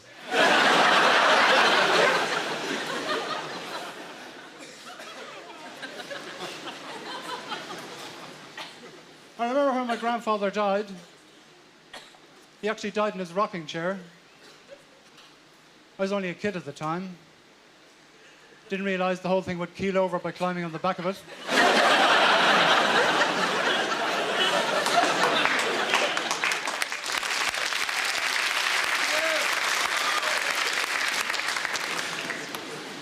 Anyway, after my grandfather died, my grandmother came to live with us, which didn't really make any sense because she was married to my other grandfather who's still alive.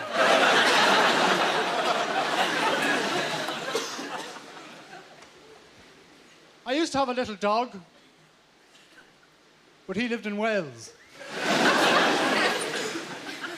Actually, on the subject of dogs, this dog followed me home the other day.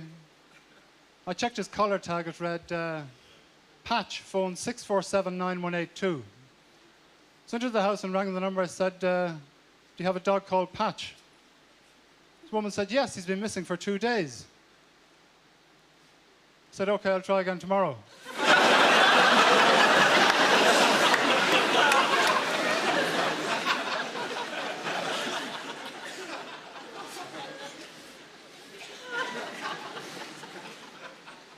I've just come back from a long holiday.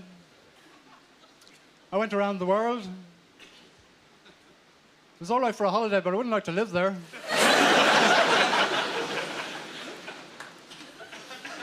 I had a spot of trouble while I was in Spain. My wallet was stolen. Some Spaniard was caught the next day trying to buy stereo equipment with my kidney donor card.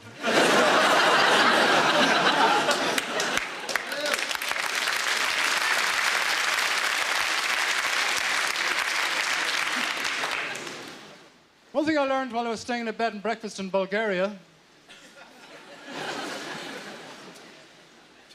never share a bed with two shepherds, no matter how cheap the room is.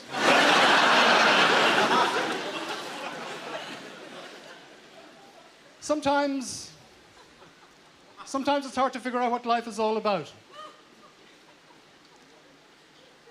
Whatever happened to Kajagoogoo?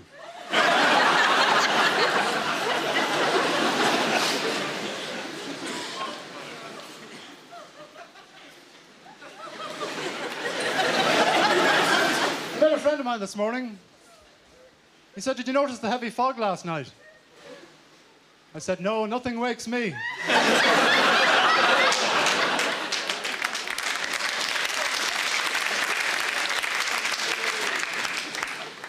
I used to be chairman of an underground political movement. It was called the PFL-DAT, the People's Front for the Liberation of Dublin from Patronising American Tourists. Thank you. Well, this American tourist stopped me in the street in Dublin one day and said, "Hey, buddy, you know any shops around here that sell souvenir leprechauns?" I said, "Don't buddy me, fat arse." Think you can blow in here in your loud yellow check suit telling us you don't mind the weather over here because Ireland is really your second home. And then you piss off back to your beach house in Florida for the other 50 weeks of the year. Telling all your friends you kissed the Blarney Stone and to be sure and to be sure and be japers and be gorra. And everything is so quaint and everything is so green. And do you know why it's so green? Because it's always bloody raining, that's why. So don't give me this crap about souvenir leprechauns, you patronising pillock.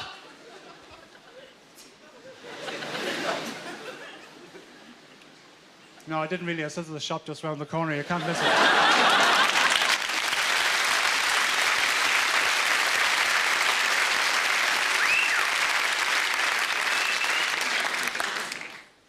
I've been living over here for about a year now. There's one thing I noticed you have in England, which we haven't got in Ireland. Birmingham. Thank you very much. Good night.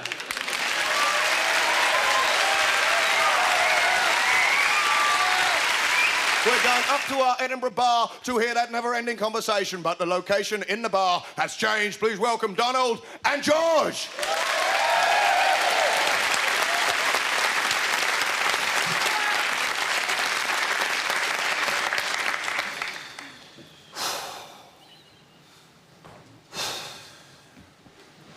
Any developments, George?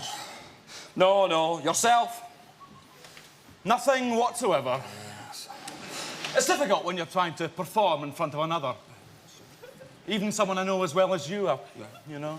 Absolutely. Still, it's not often this difficult, though. No. Granted, 5 hours is a bit excessive. Have you tried the 13 times table? No. Takes your mind off it, they say. Oh, I see. By the time you get to 5 times 13, apparently it's all systems go.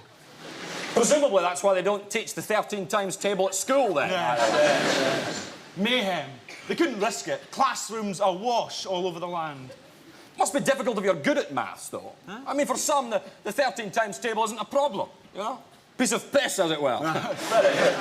Yes. Yes, I imagine Einstein spent half his life poised over a urinal. Yes.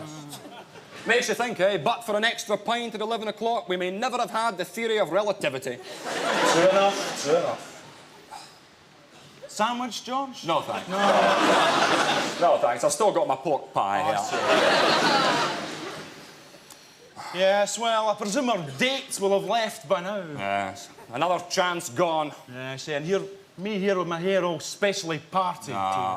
Marvellous. Look at that. You could drive a bus down there, Donald. Yes. Well, that's nothing. You should see my armpits. Really? Yes. Hours it took me. I can believe it, yes. Quite candidly, Donald, you know, between you and me, the last time I was directly involved in a sexual encounter was when I was being conceived.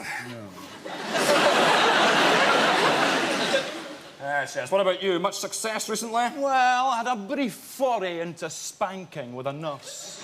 Really? When was that? Just after I was born. Nothing since. No, me neither, no. And it's for that very reason that I've come to a momentous decision. Yes, I have decided to join the opposition. It's time for a change, Donald. I have decided to become a woman. We're talking sex change, George. We certainly are, Donald, we certainly are. And after careful consideration, I have plumped for Barbara Streisand. Oh, I don't think she's a doctor. No. I have decided to become Babs Streisand. Or Lauren Bacall, perhaps. She's quite nice. George, I think you've missed the point rather crucially here. Have I? Yes, see, the idea of the sex change is that you become a woman, not a particular woman. Oh, no, and I had my heart set on Barbara Streisand, too. A nice house in Hollywood, a film every now and then. And I've got the voice off Pat. How is Pat? Well, she's not saying much now I've got her voice. Yeah. Apart from that, she's fine. Anyway, I've been down to the doctors already, you know, to discuss which bits are, you know, for the chop and which bits I should hang on to. On that subject, George, like afterwards, can you still, you know, do you still, well, does it still, you know, like after the operation, does it operate? You know, down there, you know, is it a question of keeping it or, you know, I mean, what's your thoughts on the subject? You know, I mean, does it? Or can it? I mean, should it?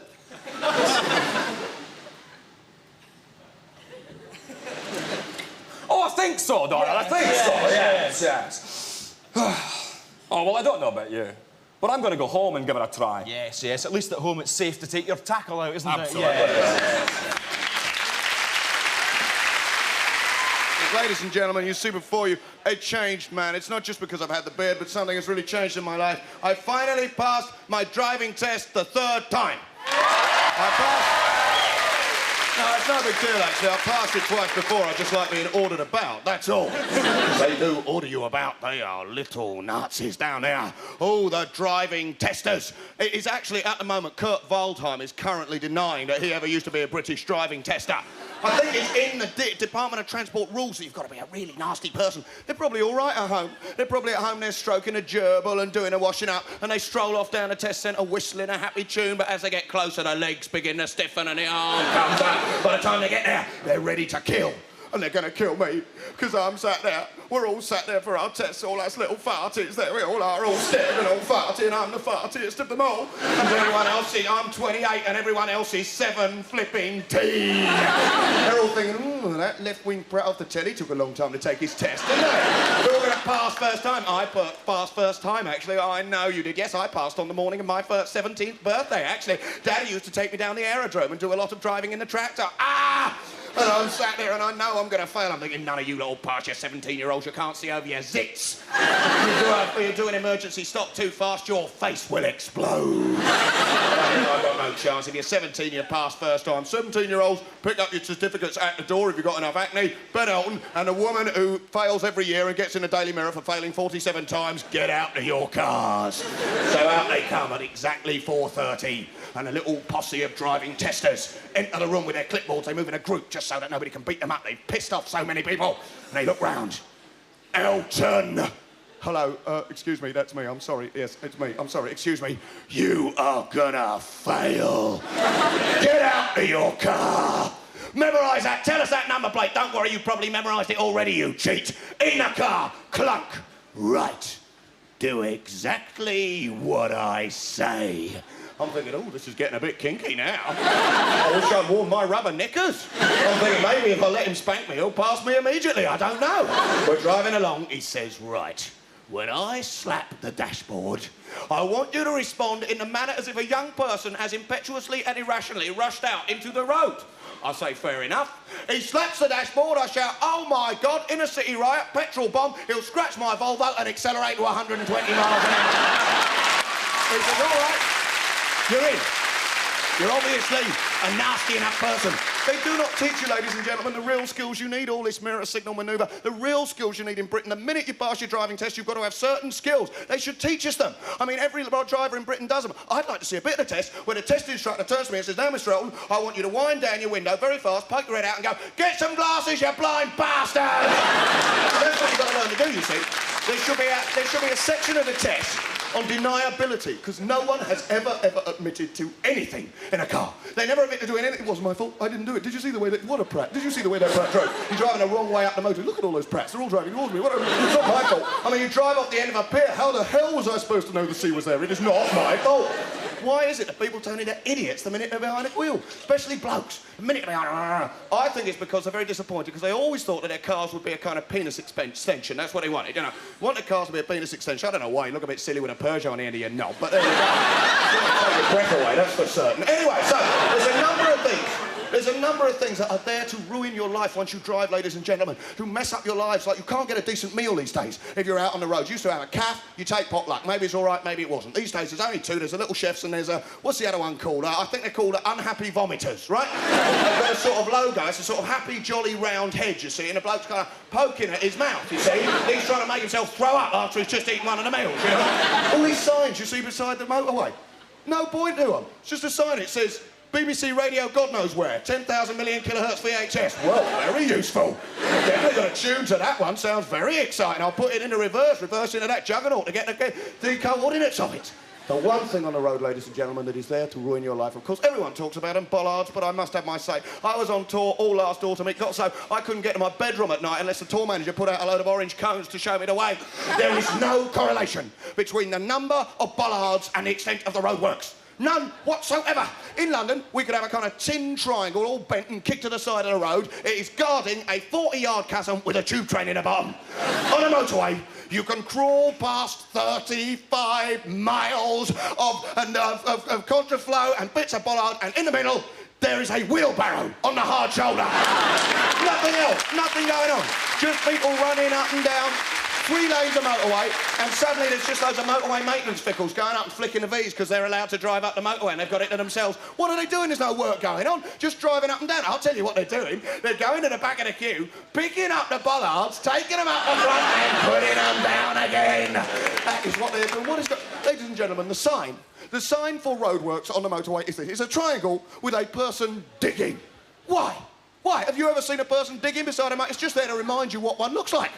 I'll tell you what should be in that triangle. Nothing.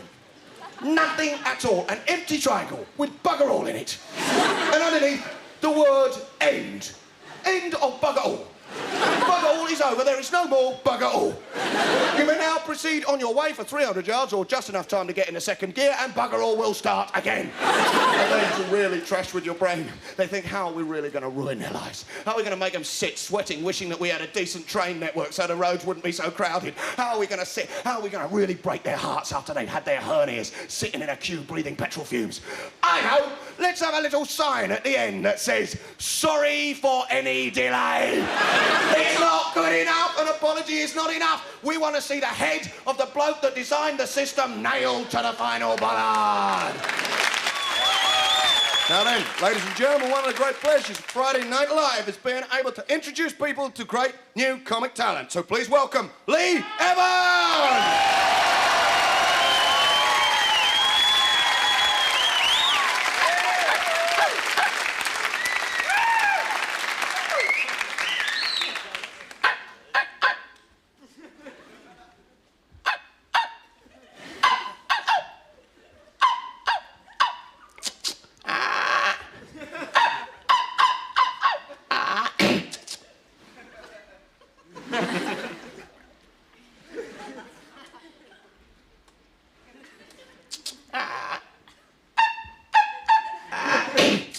Hello. Hello. Good evening. Oh, thank you. Thank you. Thank you. Thank you. It's good to be here. Thank you very much. I can't believe it. I can't believe it. I can't believe I'm here. I was stood back there, stood backstage, and some bloke said to me, Lee, I said, what? He said, you're on. I said, what now? I said, what now? I stood back in amazement. I took one step backwards. That's how much I was amazed. I was amazed that much. No, I was. In actual fact, I was that much amazed, I took another step. I was two. I took another step. Well, the bloke back there, he stepped back. I said, what are you stepping backwards for? He said, Lee, I'm amazed that much. You're amazed. I said, well, I've already stepped back at you. I said, I stepped back at you. I was 3 now from me to the edge of that stage. I reckon that's about the distance. I reckon about you stepped forward. I said, what are you stepping forward for? He said, Lee, I'm getting fed up with this. So I took one step forward. I'll leave 2 for now. Okay? You know, because that's how much I'm amazed. It's good to be here, ladies and gentlemen. Actually, before I start, Daniel, can I just say, a lot of people say to me, Lee, I say, what? I mean, I say, what? They say, you're a schizophrenic. I say, what do you mean? They say, you've got a split personality. I say, a split personality? I say, wait, what about? They say, it's true, you've got something inside you trying to get out. I say, something inside me trying to go, get out of it.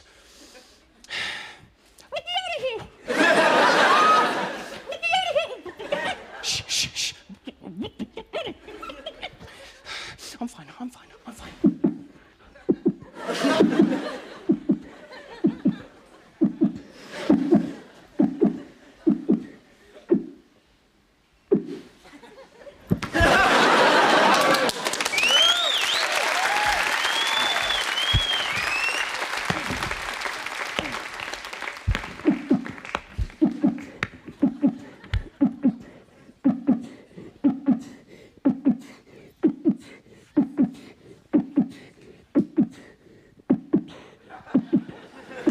I'm fine.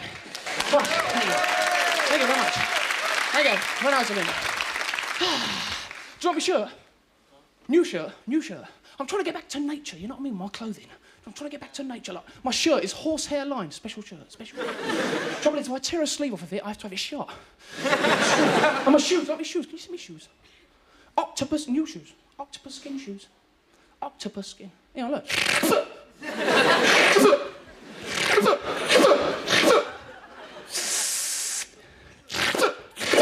I can walk up walls and everything. Brilliant. Television. Television. I watch a lot of television when I'm at home. And you know what I've noticed about television? You know what I've noticed? They're spending a fortune now on adverts. Adverts. Like the milk tray advert. Have you seen that? Where the bloke dives off a cliff, has fights with sharks, swings on ropes. But I've noticed something about that advert, right? Ever seen the woman? No, it's been going on for years, isn't it? Every single year, up onto the veranda, undo the curtain, box of chocolates, and he's off. Huh? Next advert, we see her. You swing on a rope, up to the veranda, undo the curtain, and there she'd be 6 foot by 6 foot of acne going like that. More chocolates! Never seen the woman. It's a strange world. It's a strange world we live in, ladies and gentlemen. Pigeons. Pigeons are strange, aren't they? Because, like, when you watch a pigeon, like, when God created a pigeon, what he did is he got the neck muscles and he connected them up to the leg muscles.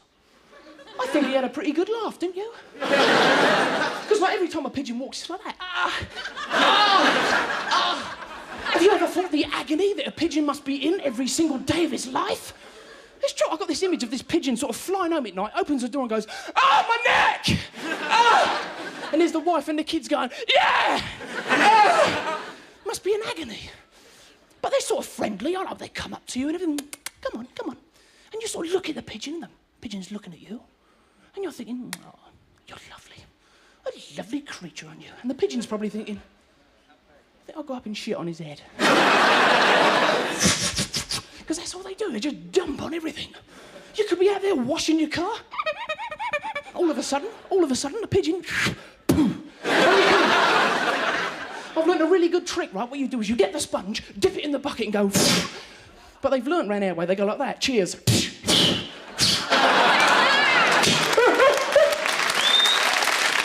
it's true, it's true. Ah, well, anyone, you've been a very nice audience. I've got to go now. Brain.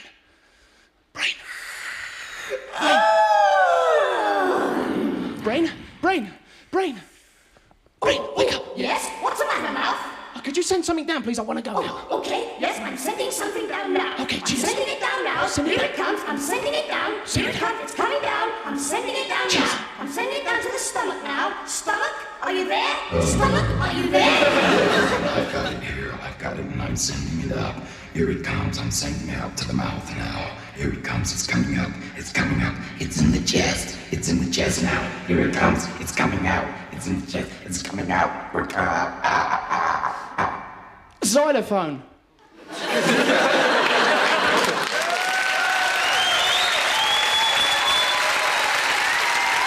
Will you please welcome back a friend? We missed her before, but now she's back. Florence from Cradley!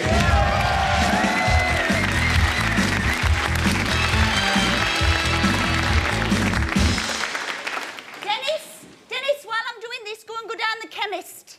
Well, I don't know, soap or something, as long as it gets rid of stains. Buy an umbrella. I know what you're thinking. You're thinking, oh, it must be raining outside. I know what you're not thinking. You're not thinking, hasn't Florence got a lovely natural tan? I wonder where she's been for her holidays. Well, it's Bronzo self-tanning lotion, isn't it? And there was no warning on the bottle. Nothing that says, don't use this unless you want to end up looking like a bloody Satsuma. It was my mate Sandra told me to go and buy some. It'll look just like the real thing. Now, I usually believe everything that Sandra says. After all, she's a very sophisticated woman. She shaves under her armpits even in the winter. But you have slipped up a bit on the Bronzo, haven't you, Sandra? The reason I look like this is because I wanted to look like Judith Chalmers on Wish You Were Here. You know, the the holiday programme. She's always flying off to Rio de Janeiro, Stockholm, Torremolinos. Must be a great job to have. But what I want to know is, if she does that for a job, what does she do for her holidays? She probably spends 2 weeks working in a factory. I can just see her on the assembly line. Oh, another couple of days to go and I've got to go back to my holidays. Oh, you know, Judith, you holiday far too hard. What you need is not to take a break. Well, it's only the 2 days working here that keeps me sane. Poor Judith. Wish you were here. I do wish I was bloody there.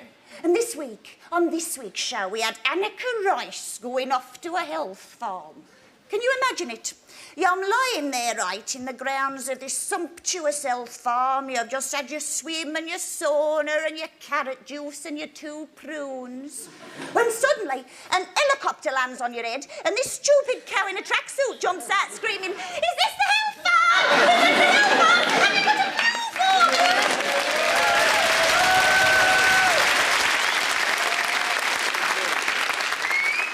I'm sorry, Annika. Sorry, I didn't mean that nasty. Zoop.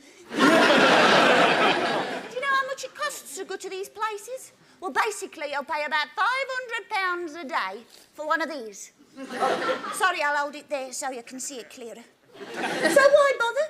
You want health farm? I'll show you a blooming health farm. Give me a tenner and I'll lock you in our back bedroom for 2 weeks with a jug of water and 3 pounds of carrots. And every now and then, I'll pop in and jump up and down on your back. It'll have just the same effect. I'm sorry, but I'm in a state this week. I've gone and bought this beautiful black and white striped dress to wear for the local dinner and dance. And if I can't get this stuff off in time, people are going to think that Dennis is going out with a Belisha beacon. This has been Florence from Cradley speaking. Ta-ra.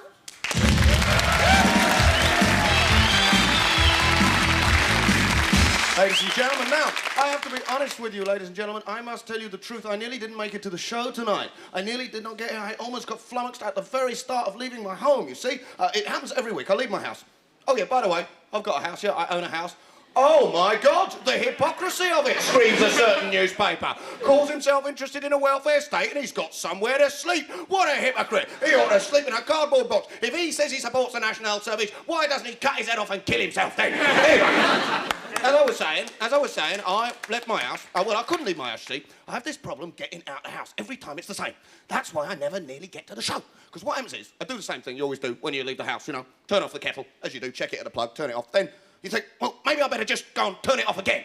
Just in case I went blind the first time, you know, and I didn't turn it off properly. So I go and really turn it off properly that time. I think, right, the kettle is off. And then I turn off the telly at the plug. You know how you do, just turn it off at the plug. And then I think, well, maybe I better just unplug it altogether, you know, just to be really safe. And then I think, well, I'll get an electric screwdriver, right, and undo the socket at the wall and remove the socket altogether and wrap bits of insulating tape round the bits of bare wire, just in case a spark doesn't jump from the wall to the telly and cause it to spontaneously combust, you know. And I think, well, just maybe it will spontaneously combust. So I'll tell you what I better do. I better run a bath full of water, right, and get the telly and put it in the bath full of water just in case it bursts into flames while I'm out of the house, right? So I've done the telly, and then I think, I'll go in the kitchen, right? I'll go in the kitchen and I'll check the gas cooker. So I check each gas tap, looking at each one, going, that one is definitely off. That one is definitely off. I look at it really, really hard, thinking it's definitely off, it's definitely off. And then I think, well, maybe it only looks off. Maybe it's just a tiny bit of gas sneaking out, and halfway while I'm down the road, it goes, my house will be gone, you know. So I think I better give them a bit of a jiggle, right? I'll just jiggle each little gas tap, just jiggle one, just give it a bit of jiggle, make sure it's in its off notch. So I jiggle each one, jiggle that one, jiggle that one, jiggle that one, and I'll go away and I think, oh my God, maybe while I was jiggling them, I turned them on instead of off, right? So I go back and I think, I'll tell you what, I'll ring the gas board and ask them to disconnect the gas till I get home, right? And then I do all the window locks, yeah. I check, oh, he's got window locks. Says he supports the NHS, he got window locks. If he's so concerned, why does he put his video out in the street, eh? Leave his door open with a big sign saying, I'm a lefty, please come and steal my sparkly suits. That's what he ought to do, if he's not a hypocrite. Anyway, so I check all my window locks, and I turn the key, and I turn it. I nearly break my fingers, and then I unlock it again, so this time I can really lock it, you know? And then I leave 2 lights on upstairs, and 1 light on downstairs. Because burglars don't know that trick. No, they don't. They see 2 lights on upstairs, they think, oh, there's a party going on there. There's 15 armed police officers in that house. Those 2 lights mean that. No, I can't go in there. So I turn on the lights, do the window locks, turn on the alarm, put all my possessions in storage, sell the house and come to work, right? Now that, ladies and gentlemen, is a symptom of a little devil that lives in all our heads. And that little devil's name is called Captain Paranoia. And the captain is a little devil that jumps out of your ear hole and stands on your shoulder and whispers in your ear little nasty little lies messing with your brain.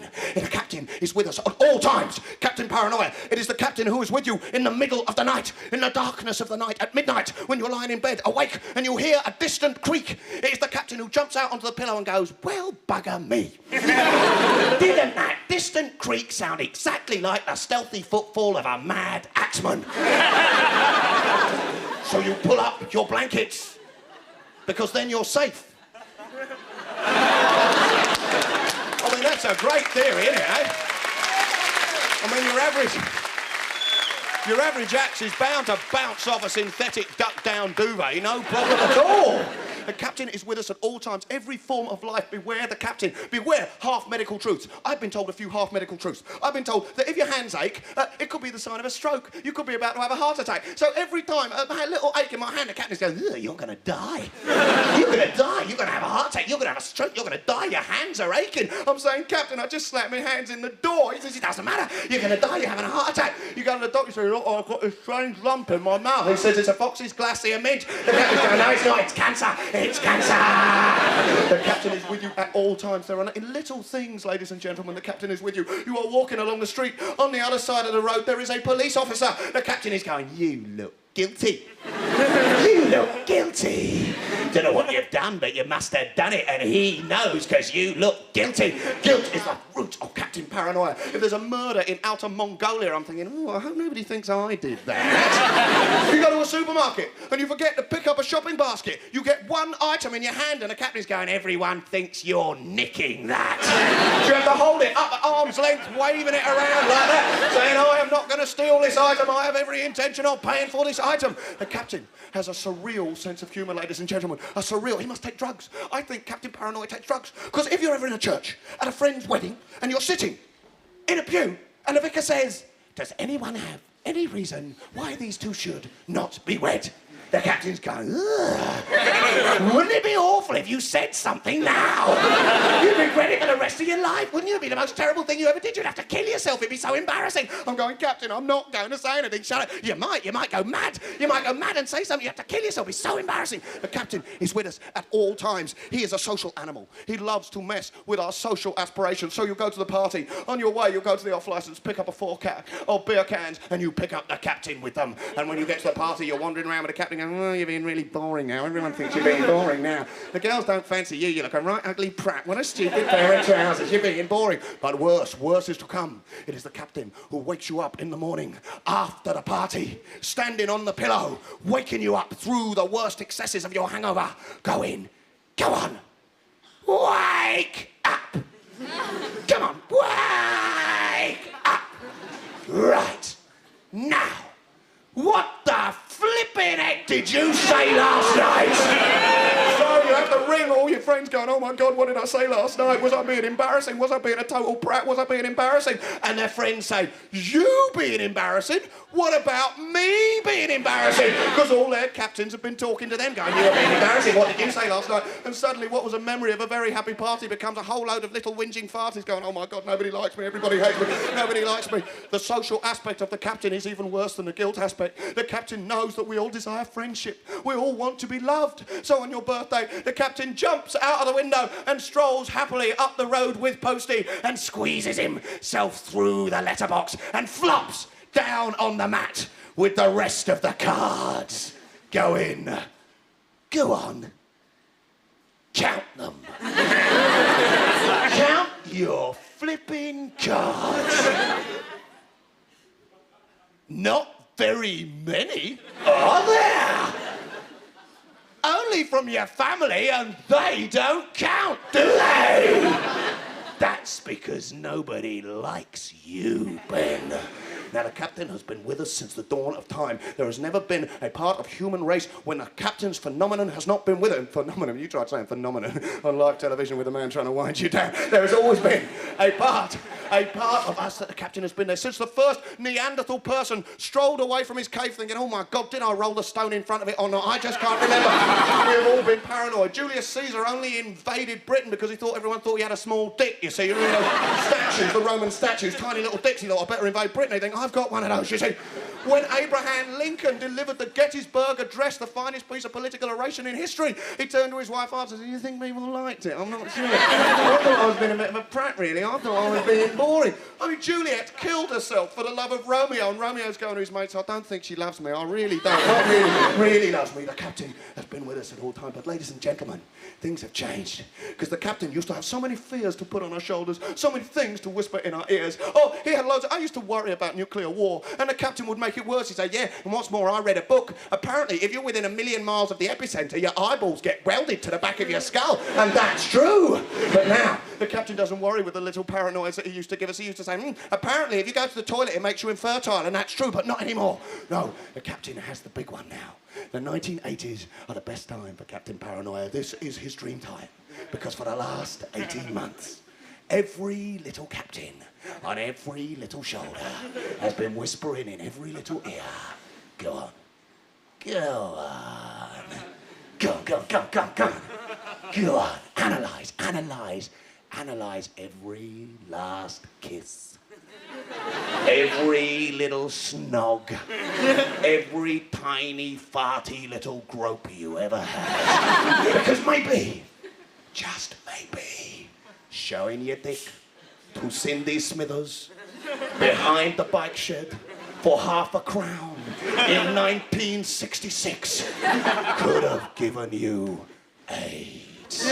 Everyone wandering around with their little captains going, oh, maybe you can get it from this, maybe you can get it from that, maybe you can get it from door handles, maybe you can get it from toilets, maybe you can get it from breathing the air of homosexuals. Every captain going, they don't know, maybe you can. And you say to the captain, no, you can't. Don't divide us. We don't need these ghettos, captain. We don't need to divide people who need help, because you can't. I've seen a documentary, captain. You get it from sex and drugs if you're stupid enough to take it, not these social things. I've seen a documentary, so leave me alone, captain. And the captain says, oh, saw a documentary on AIDS, did ya? You idiot. Maybe you can get it from that!